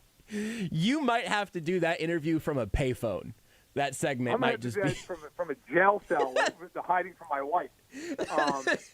But if you make us your one phone call, if you make us your one phone call, I would really appreciate that, and I think we could really make some good content. Maybe we could try to get a little GoFundMe going for you at that point. I'm not sure. We can cross that bridge when we get there, I suppose. I would say that my one phone call would be my best friend back home, who's actually a police officer, but he's going with me because he is a nerd about the same thing. And so I'm guessing if I'm there, he's probably also making a phone call. And so we'll probably just call some of his friends who hopefully have some legal sway. Yeah, that sounds good. Or maybe people who could keep us in there. Keep us hidden from our wives who found out they no longer have a home. But you got a PSA graded Mickey Mantle. I mean, I don't know what's more fulfilling. That's wonderful. Okay, well, I can't wait for the stories of that. So please do keep us posted once that happens. I'd love to know more. In the meantime, I'll waste your time with some football questions if you want to do that. I mean, why start now? I know. But, yeah, sure. Let's party. Let's do it. Football in June, baby. Football in June. Mini camps have come and gone, at least for the Chiefs. Honestly, at this point, I couldn't tell you if any other NFL teams are doing any. Thank God. So we are fully in what is going to be the hibernation, of course. The news story right now around the Chiefs, I think that's most interesting that I wanted to get your angle on is with Orlando Brown Jr. Obviously, franchise tagged, has not signed the tag. They have a little less than a month now to get a long-term deal done. He did not have an agent for a while. He hires an agent who does not have any other NFL clients at that point, or still to this point. It's just the one. There's just some interesting elements there, and I don't say that like judgmentally. I think that what Brown said about kind of the logic of all that was interesting, and if he invokes diabetes at any point legally, I can't say that it's a bad idea. I'm totally in the tank at that point. So what have you seen that's interested you specifically around Orlando Brown Jr. and what you think is going to happen next? So this is a boring answer. My answer would be nothing. I don't think any. I mean, look, I think, and the reason I say that is when they acquired Orlando Brown last year, I remember reaching out to sources around the team and around the trade, and basically told what. I mean, play it out, and we'll see how things go. But the idea is that he's going to be the long-term left tackle, and so if things go well, get a deal done when the time's appropriate. I think that's pretty much how this has gone. They played the year out, tagged him. There's been no acrimony. There hasn't been any ugly back and forth or anything like that. I think the Chiefs have been pretty steadfast in saying, hey, look, we're going to sign him. Orlando Brown believes he's going to get signed. Mahomes has come out and said he's going to get signed. So I feel like once Mahomes said that they might as well just sign the contract. Mm-hmm. But, look, I think the intrigue with this is going to be – I would be very surprised if he does not get signed long-term. They gave up a lot to get him. You could make an argument, obviously, other than Mahomes. He's the most important player on the team. He protects Mahomes. I mean, he protects Patrick Mahomes. Who's more valuable than that guy? I'd make you give me Kelsey, I think, but I have to hesitate beyond that, and I hadn't thought about it in those terms. It's interesting. I mean, Kelsey certainly can make the argument. But my point, and look, sure. I'm not saying Orlando Brown is the best player on the team. Right. I'm not saying, but in terms of who's the most, like if Kelsey screws up on a route, unless it turns into like a pick six or something, sure. Okay, so what? Sure. If Orlando Brown screws up, that's your season. Yep. Like, he is as important, if not more important, than anybody else on that team outside of Patrick Mahomes. So I do think that you're looking at a contract that's going to have to be 5 years, $105 million, and $60 million guaranteed. I mean, I think it's going to be a big contract. He's going to be paid like a top 5 left tackle, and he deserves to be based off of the market, how good he is, and the leverage he has. So with that being said, if I made you play the other side, because I think that's one of the more sort of like, hey, this makes too much sense. This is going to work out. Everybody, logical but optimistic, I would say, right? Just not foolishly optimistic. Just hey, this is why I think it's going to work out. What if it doesn't? What if in a month we go, they didn't get that deal done? What do you think is most likely to have caused that? Probably just an argument about how much money in guarantees. I mean, I think look, people get way too hung up on the overall number. I can tell you right now, with agents, they care about two things: guaranteed money and structure. Mm-hmm. Nobody cares, unless it's ridiculously, embarrassingly low, about overall money, because it doesn't matter. Right. Like, these deals, you'll always see in the offseason, especially in free agency, 4 years, $80 million, and people, and then you realize, but 27 of it's guaranteed. Right. And it's like, that man just got a 4-year, $27 million contract. Right. Like, that's, I mean, look at Marcus Valdez-Scantling, right? He signed a 3-year, $30 million deal. That's essentially a one-year contract. I mean, so I think if it were to break down, it would be because of guaranteed money and or structure. But I got to tell you, like, this is one, I don't know if the Chiefs have a lot of leverage on this. Yeah. I mean, they gave up a lot to get him. He is very important. He's young. He's an excellent player. Say whatever you want. He is a 3-time Pro Bowler. He's in his mid-20s as a left tackle. I mean, that's about as valuable as it gets. I don't know that you could get more valuable than that. So I think in the end, you got to pay him. You got to pay him. Look, obviously, if he came in and was like, I want $25 million a year for 6 years. I mean, then the Chiefs probably would balk. First of all, he's not going to do that. And second of all, I just think if you're the Chiefs, like, what are you going to do? I mean, if you don't sign him and you play this through the year, for people who don't recognize this, or excuse me, people who don't realize this, if you go past July 15th, which is the deadline to sign him, you cannot sign him again until after the season. Like, you can't negotiate in November. So at that point, at the end of the year, he would be nuts not to hit free agency. Right. You're not going to tag him again. Like, they would probably lose him. I do not think that's a bet or a risk the Chiefs are willing to take.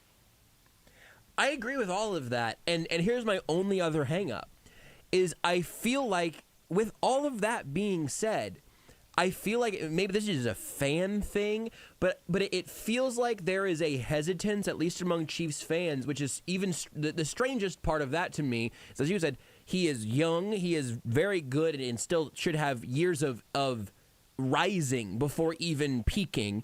And also, the Chiefs told you how heavily they valued him a year ago. Like, it would just be such a wild move to trade all of that for maybe it's not 1 year, maybe it's 2 years of Orlando Brown. That to me would seem like that would seem indicative of the Chiefs having their plans go wrong somewhere along the way. And so it seems like this not getting worked out is still. It just seems like that would be a loss for all sides. I think Orlando Brown would probably like to have some guaranteed money now, and the Chiefs like to have their left tackle for the future locked up now.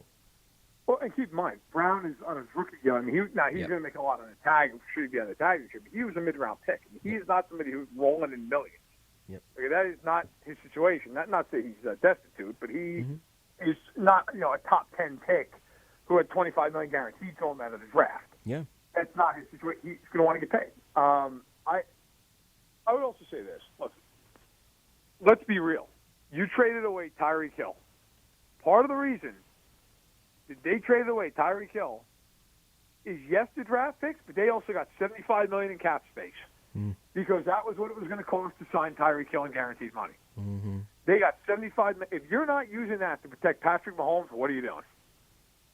I mean, what are you doing with the money? You just drafted 8 guys on defense who theoretically are going to be young and cheap for the next 4 years. Now, obviously, they're not all going to make it to the team.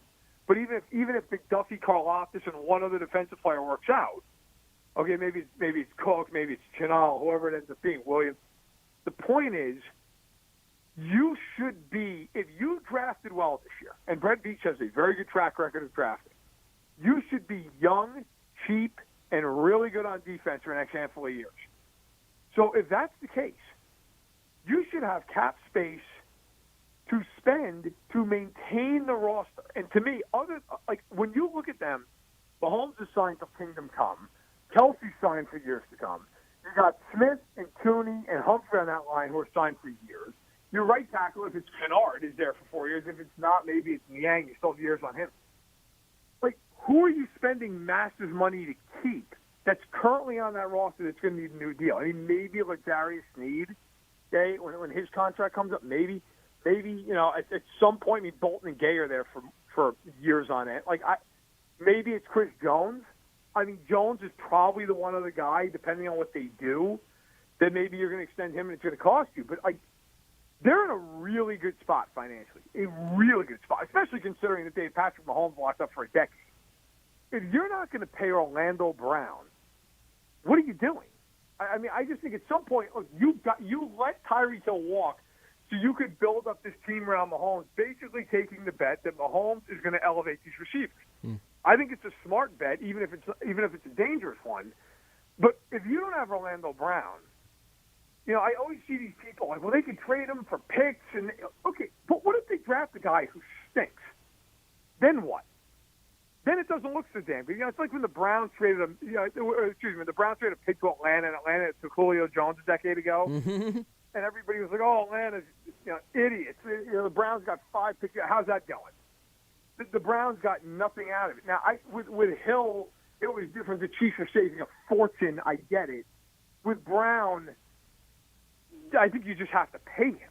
Unless he's just asking for an obscene amount of money, you pay him. You mentioned Chris Jones, and just since you threw that out there, I want to circle around because I think more and more people have been talking about Chris Jones through the lens of, Tyreek Hill ended up having a year of control left, but they ultimately couldn't agree on the long-term deal, so they send him to Miami. I am the last person to try to ship Chris Jones out of town. That's certainly not what I think would be ideal by any means, but I do think it's an interesting thought process that some people have floated out, just kind of looking especially in terms of the age of guys who Brett Veach has paid as the general manager of this team.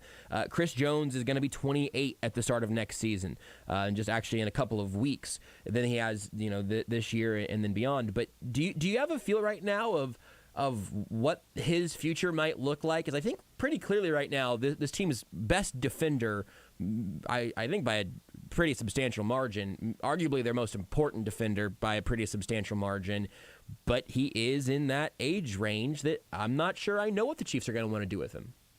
It's a really interesting situation. I can't tell you I've sat there and reached out to a bunch of sources on it because I haven't, but I would say this, just based off what they've done in the past.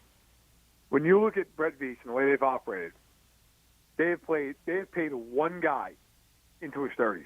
Yep. Travis Kelce. Yep. He is it. He is it. And I will say this, though, because this is like this weird misconception. I swear to God, I think people try to force into their brains. They were going to pay Tyreek Hill. Yeah, true. They were going to pay. There's this weird narrative that, Hill didn't want to be here. It's not. By the way, I think his podcast has proven he wanted to be in Kansas City. Okay? I think at this point, if that hasn't proven it to you, I don't know what's going to ever do it. It's like listening to a jilted lover with some of this stuff because I think he really wanted to be there.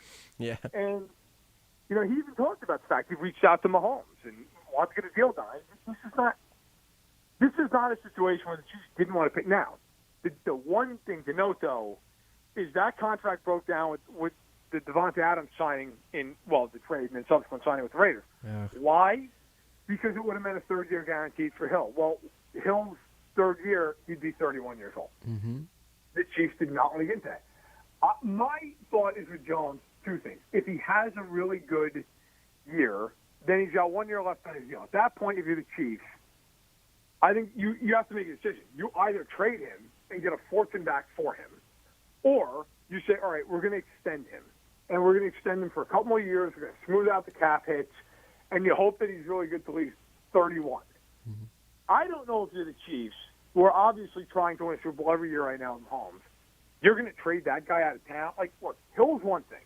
As great as Hill is, you have Mahomes on that side of the ball. Yeah. Mahomes can elevate everybody around him. Mahomes doesn't play defense. Mm-hmm.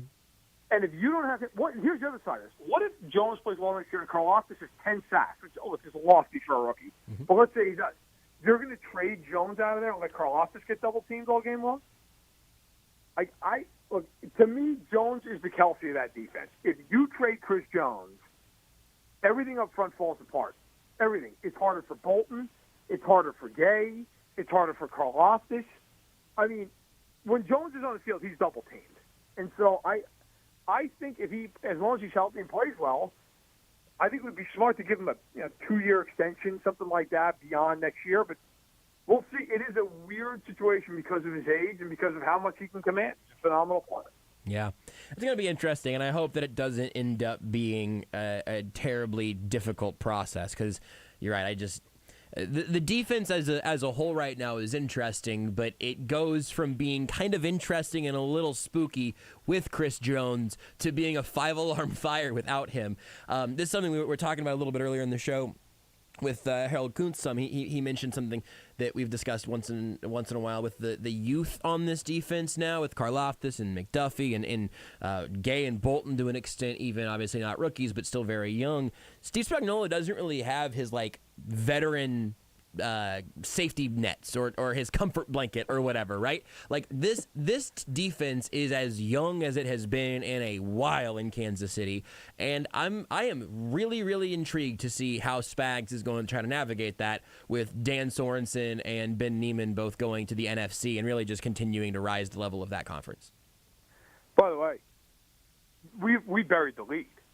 It's Ben Neiman against Patrick Mahomes week 1. I mean, it's going to be like watching Pacific Rim. I mean, it's just the best of the best. In really what is like the football version of Battle of Midway. Yes. Okay. You're gonna have Neiman Mahomes week 1. I mean, come on.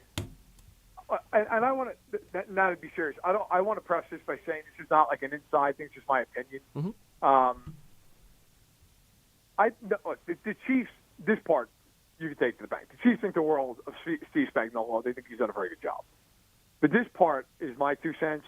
I don't think it's an accident that the Chiefs gave him a whole bunch of young guys and said, "Hey, Steve, mold them." Mm-hmm. Because let's call a spade a spade. They were a disaster the first half of last season defensively, and a huge part of the reason was Steve Spagnuolo would not stop playing Ben Neiman and Dan Sorensen. Yep. I mean, let's just be honest about it. They were a disaster to the point that when Sorensen was on the field, I mean, it was evident teams would just zero in on him. But here it comes.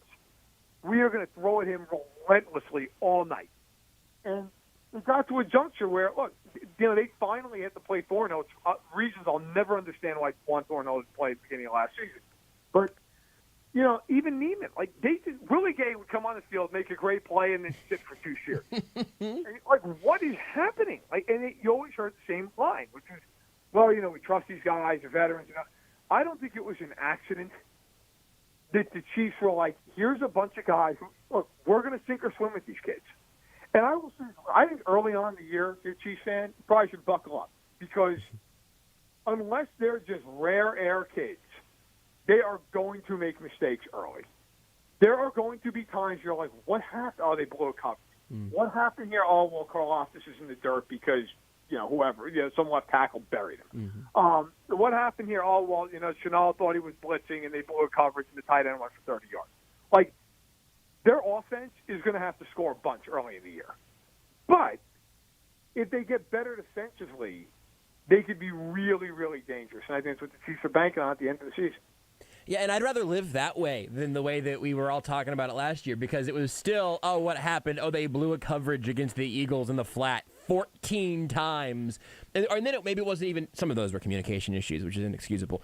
But, if Ben Neiman or Dan Sorensen knew where they were supposed to be but couldn't get there, what's the difference? In this case, the drawback, the quote-unquote downside of young guys being out of position is, like you just said, maybe there are growing pains that are tough to get through in October. But what's it going to look like in January? Because in 2023 and 4, when most of these guys should still be here, that's way more exciting to me than anything else. Yeah, you're right. They need to score points early on, but I also like it when this offense has to score points. So it feels like a win-win from an entertainment standpoint. Well, it's going to be shootouts, especially if they play early in the year.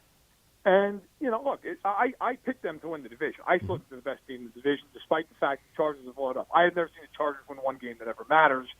And so until they do it, I'm not. I mean, look, I was arguing with the Chargers. You just snuck that in so casually that it even caught me off guard. I was arguing with a fan of the Chargers, one of the 12, and he was just beside himself because I pointed. It wasn't even. It was just a point I made. I think it was in my column. That look, the Chargers. Everybody talks about that game against the Raiders last year. They lost at the end. Of course, at Classic, they didn't get in. 2 weeks prior to that, they lost to Houston, who was missing 25 guys due to COVID. Mm-hmm. And this Chargers fan responds, well, we were missing guys too. I'm like, I don't care. You're playing Houston. I don't care who was missing. You were Justin Herbert. It should have been enough. Can you imagine Kansas City with Mahomes? I don't care who's around them, losing to Houston. There is no scenario in the world where that's happening. So I still think the Chiefs are the best team in a very good division. But I do think that early in the year, there's going to be a couple games where people in Kansas City freak out because they get torched. I mean, that's probably coming. Whether it's to Buffalo, whether it's to the Bucks. I would say the Raiders, but the Chiefs seem to have this like hex on the Raiders where they could just beat them at will. Right. But, I expect those games to be hard for the Chiefs. The Chiefs are going to give up a lot of points unless they just come out and these kids are just gangbusters. If that's the case, the Chiefs are going to go 14-3. Right. Okay, but I think, you're right. Look, at least with this group, even if there's mistakes early, as long as there's flashes of potential, there's a lot of upside. Yep. And you can look forward to, hey, maybe by week 10, week 11, we're rolling. We're a real problem. Last year, as you point out in the Philadelphia game, it'd be like, oh, look at that. Anthony Hitchens is in moon boots trying to cover the flat. And he's going to do it 35 more times because the man's trying, but he just can't run anymore. Right. I mean, I think that's a situation where there's one thing about this Chiefs defense that's going to be a lot of fun in comparison to last year. They may make a lot of mistakes early. We'll see how it plays out. They are not going to be unathletic, and they are not going to be without physicality. They went out and made sure of that. So that in itself should be a lot of fun. And frankly, cover up for some of the mistakes they're probably going to make at times. Matt, you're the best. The only thing you can really do to improve as a person, I think, is to go open up Disney Plus and go watch Monsters, Inc. and The Incredibles. Yeah, it's not going to happen. Let the kids get a little older. Eventually, we're gonna see if we can't get you to sit through those two. Monsters Inc. and Incredibles are just good movies, man. I feel like those would be the right places to start. I'm trying to lead you in the right direction. If I'm going to sit down and watch Disney movie, first of all, see The Lion King because that I can't get through it without crying. The Mufasa just killed me. And then and Zootopia, which is actually a really good movie. Zootopia is a lot of fun. Zootopia is good. Okay, so weirdly, we got you on Zootopia. I feel like the door is open there, and I'm not gonna let you slam it on me. Okay, fair enough. You keep trying though if you'd like. Thank you, Matt. Thanks a lot, guys. Matt Verderame of FanSided. Check out all of his work across FanSided, Arrowhead Addict as well. He's been making jokes about the Chargers, on some form or fashion of this show for years now. And every once in a while, he still does one that is so quietly, just such a quiet assassination of the Chargers character that it even catches me off guard, which is, I think, part of the magic of Matt Verderame. Follow him on Twitter, @Matt Verderame. Please do. Again, check out his work because he just does great work everywhere, and particularly, I would argue, on this show. It's hard to beat Matt Verderame at anything other than a trivia competition involving classic, beloved movies that defined a generation that he has turned a blind eye to willingly. Other than that, though. Did you know you can listen to Almost Entirely Sports anywhere, anytime?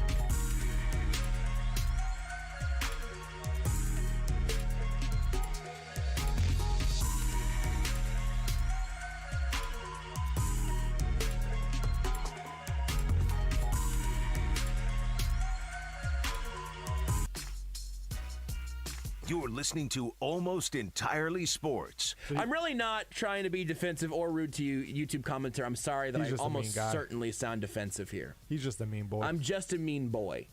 I'm this mean to everyone, not just you. With Joshua Brisco. Can confirm. But shut up, Beards. On Sports Radio 810 WHB. Okay, so I've got the Ringers Pixar bracket pulled up here. Pixar character bracket. 64 teams, and by teams I mean characters.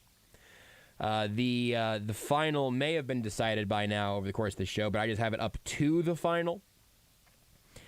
And I have some issues here. Now, Rudy, I haven't asked you directly yet, and if you haven't seen the bracket yet, don't look just yet. Save it for just a second, and then you can start seeing where your problems lie. But first of all, who would you say is your just personal favorite character from the Pixar universe? Favorite character from Pixar? I mean, it's tough to beat Woody. Really? It just goes back to childhood. Yeah? Also, and I know he's not on there, but I also love the T-Rex from Toy Story. Yes. Fantastic. Also very good. But it would probably be Woody because of a large part because of nostalgia, right? Sure. That is my Pixar movie that I grew up on, right? Like it was, and if I'm being honest, Buzz Lightyear, a little too much of a square for me. And then his world gets thrown. His world gets questioned just a little bit, and all of a sudden he just snaps. And by the third movie, he's speaking Spanish. Woody is he's along for the ride, man. He gets it. Wow. That, you know he what? understands everything. So Woody's got it going on. Spoiler alert on the bracket. The final in the Ringer bracket, and this is voted on. They seeded it, but then everybody voted on Facebook and Instagram and on their website and everything. The final is Woody versus Buzz. And I voted for Buzz. I'm not too surprised that it's those two because those are the most. I mean, those are probably the two most iconic Pixar characters. Definitely, I think so. But I was surprised by a few things along the way, and I your argument for Woody, Justin, I think of Woody as being the uptight one. I think, but I totally hear your logic there, and I find it compelling. Buzz doesn't even know who he is. He's like, I'm a toy? What? I get it. No, there's something there, Rudy, that I'm going to give you that. I mean, Woody's got his own problems. Don't get me wrong. He can't accept the fact that one day,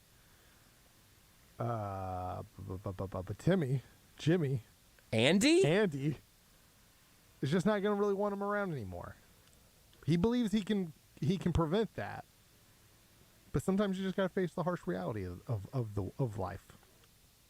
I think my personal favorite. Oh God, I got to show you a picture too, Rudy. Oh, this is so good. I need to tweet this out. I think my personal favorite character from the Pixar universe is former Chiefs linebacker Mike Wazowski. So good. And also, I believe Verderame. Yeah, Verderame's it was Harold. The old guy from Up is great. Like, yes, he would be in my top 4. No doubt. He's fantastic. I can. I'll tweet these out later, but I'm going to just text these to you right now, Rudy, so you can just see them. I'm excited. I've talked about this on air already, so sorry for a quick blindside bummer. But down and back to Wichita, because we lost my grandma on my dad's side last week, and had that whole process. But one thing being down there is that a lot of the family brought out old pictures, and one of my aunts had made a quilt of like a timeline of the grandchildren and stuff that I'm sure I had seen before, but it had been a very long time. There are 2 pictures of me in there. And the first I'm going to send you is me and my cousin. Now, Rudy, I will describe this one to you I'll describe it to the audience after you see this one. I have no memory of this. So perfect. It is my cousin is in a little cowboy hat making a face, and I am wearing a full head-to-toe Pikachu costume. Yep. Big foam Pikachu head. Yep. Pikachu onesie. Yep. And if you look, you might say, are you holding a Pikachu in your hands? You are. No, I'm not. Look closer. I mean, it looks like, so what I was going to say is it looks to me like you are holding a Pikachu, and on top of said Pikachu that you are holding is another Pikachu. Look even closer. Oh my goodness. I didn't even see this at the time. There is another Pikachu. I am holding 3 distinct Pikachus of various sizes. I would pay a tremendous amount of money right now to get that big little chunker in the middle. Not me, but the Pikachu. To get that chunker back in my life, I would love to know what happened to those Pikachus. I have no memory of that. Did not notice the little guy. I didn't either until just now. As I zoom in, yes, you have a Pikachu, 2 smaller Pikachus in your hands, and your hands are essentially pushed together then to hold the larger Pikachu in front of you. Now, the next picture I'm going to send that I will also tweet out, it is captioned Joshua's 7th birthday from 2001. Again, no memory of this until seeing this photo. So perfect. I am wearing a full Mike Wazowski costume. Yep. My face comes through the eye in the middle. Because that's where he sees. And if you look closer, you can see, I actually do vaguely remember having a Monsters, Inc. birthday party now that I'm seeing this again. Like, there's a Sully on the cake and all of this. Yeah. The cups are Monsters, Inc. I remember those. I don't remember the costume, weirdly enough. So good. But one thing that Renee and I figured out when we were looking at all these pictures and we went through some home videos and stuff, I am in costume or wearing like a themed hat at every holiday possibly imaginable. I have bunny ears. I have an elf hat for Christmas. I have a 4th of July hat. Many of them I still have. I just answered my own question because I was almost going to ask. And where did you say these were on again? But you said it was on a quilt. On a quilt. Because in my head it was almost like you mentioned that earlier, but just all of a sudden in my head I was like, oh, maybe it's a scrapbook or something. Then I was like, I noticed some similar fabrics in each one. I was like, yes. Wait a second.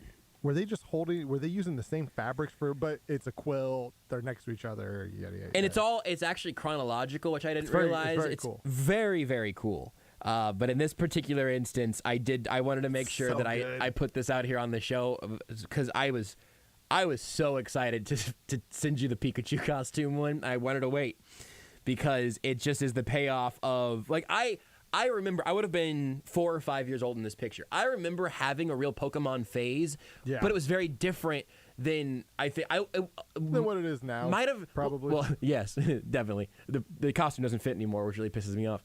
But like I wasn't playing the Pokemon games as my entry point. It was VHSs from, I think, Blockbuster, but presumably it was rented videos and like cards from garage sales and a bunch of the plushies. Oh yeah. It was for me Pokemon Red. Like I remember when it came to I was 8 when it came to America, or 7 or 8, and I remember getting it and just being. But that makes sense. That's normal, I think. I think my Pokemon experience was like reverse engineered. I think the most I've played a Pokemon game to this day is probably Sword.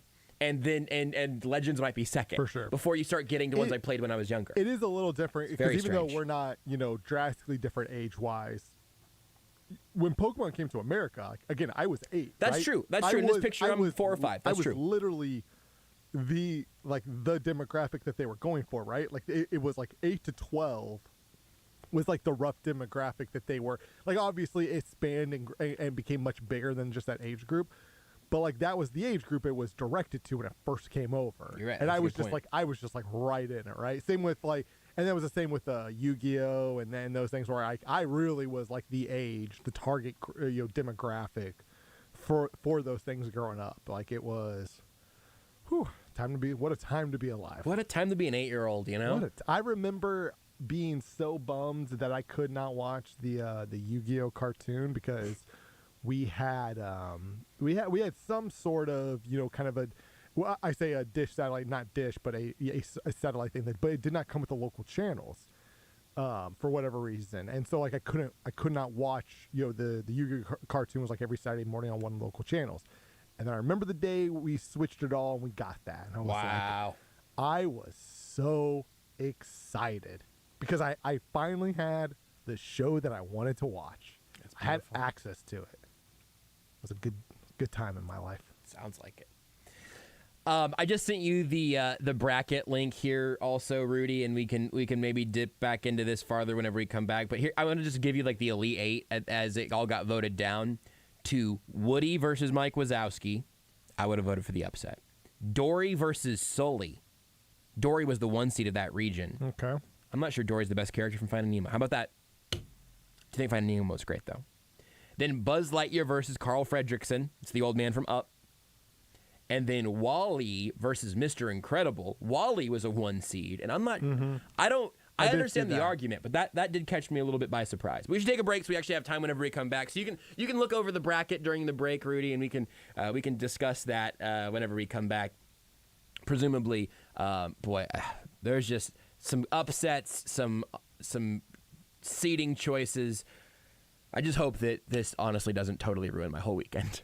Take the show with you wherever you go. Listen live on the Sports Radio 810 mobile app.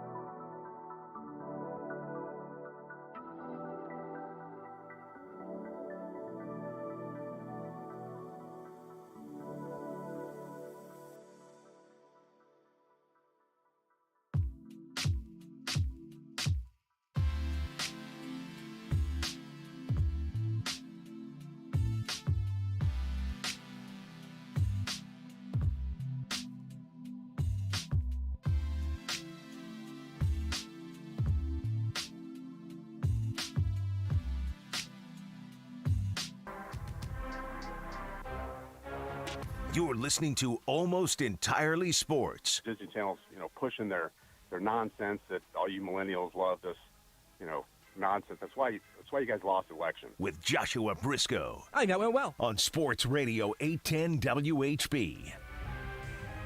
I haven't heard that liner in a very long time. That was from a very long time ago on a Sports Saturday or Sports Sunday. And I just hope that guy is enjoying our continuing coverage of the Ringers Pixar character bracket. Whew, that's a fun one. Rudy, I sent you the link. I don't know if you've had a chance to really comb over it during the break. I will say I have it. There are a few characters here that I think had great upset arguments. Roz from Monsters, Inc. beat Bing Bong from Inside Out. That was a 5-12 upset. I like that one. I think that's a good call. But, Roz also beat Linguini, who's a 13 seed. That right there is your little Cinderella rundown. Roz made it to the Sweet 16 as a 12 seed before falling to Woody. As the Squeeze Toy Aliens from Toy Story, a 13 seed, beat Sadness and Violet from The Incredibles. That's another 12-13, and that's a great one. That's a great matchup. But then Squeaky Toy Aliens lost to Dory. I get it. I understand. Remy, the rat from Ratatouille, is a 2 seed. Feels about right, but then ran into Sully, the 3 seed in that region. That's a tough one. I will say that Bruce from Finding Nemo is an 11 seed. Felt very low, but losing to Sully in the second round, what are you going to do about it? I don't know, any of these matchups really... Was anybody heinously underseeded for you? Elastigirl as a 4 seed feels a little disrespectful. I feel like she deserved better. Yeah, I kind of feel like most of the Incredibles might have. Mr. Incredible's a 2 seed, maybe overseeded, actually. Nothing really sticks out for me, but I think part of that, again, is just not being necessarily a... not the biggest... it's not... Obviously, no dislike of Pixar or anything, just not being... That's why you guys lost the election. I mean, that's all I can say. That's fair, right? Like, there's a lot about Pixar, I would say, where I'm kind of unpassionate about, right? Well, okay. I enjoy the movies, but it is not a... it feels... The bracket feels pretty good to me, is what I guess is what I would say. I don't really have like a sleeper that I'm very strong about, I guess is what I'm trying to say. Here's my take, and this is actually a long-lasting Disney Pixar-based take that I think really goes back to Mike Wazowski more than anything else. And then lots of options in the Toy Story world. Where did Flick from Bug's Life get seeded, by the way? That feels like... I'm just realizing now that I don't think he was a 9 seed and lost to Dory. And and maybe that's one where I like Flick from Bug's Life. Flick, he said. F-L-I-C-K. I like Flick. Here's what I've figured out, though, I think for the most part. I like the second character most of the time. The main character, Sully, Mr. Incredible... Nemo or Marlin, I guess, I don't know. But you have your quirky secondary character, your Mike Wazowski, your Dory, your potentially your Buzz Lightyear, but maybe it's farther down the roster there. Maybe it's, I was really like Slinky or whatever. The kid from Up. Up is just a very good movie. It is excellent. But I like the comic relief doesn't have the burden of being a main character type of character. I feel like maybe those types got a little bit disrespected in this bracket. See, Josh, while you were nerding out over Pixar, I was being the cool kid trading Pokemon cards, okay? I was busy doing real adult grown-up stuff. I was mastering the sword. I wasn't busy being a nerd, Josh. Anyway, thanks for being here for tonight's show. Thanks to Harold Kuntz and Matt Verderame. Thanks to Rudy Salazar. Since I'm saying it's the end of the week, so that feels reasonable. We'll enjoy our weekends and talk to you again next week. We got the World Cup. Bye, Mom. You are listening to Almost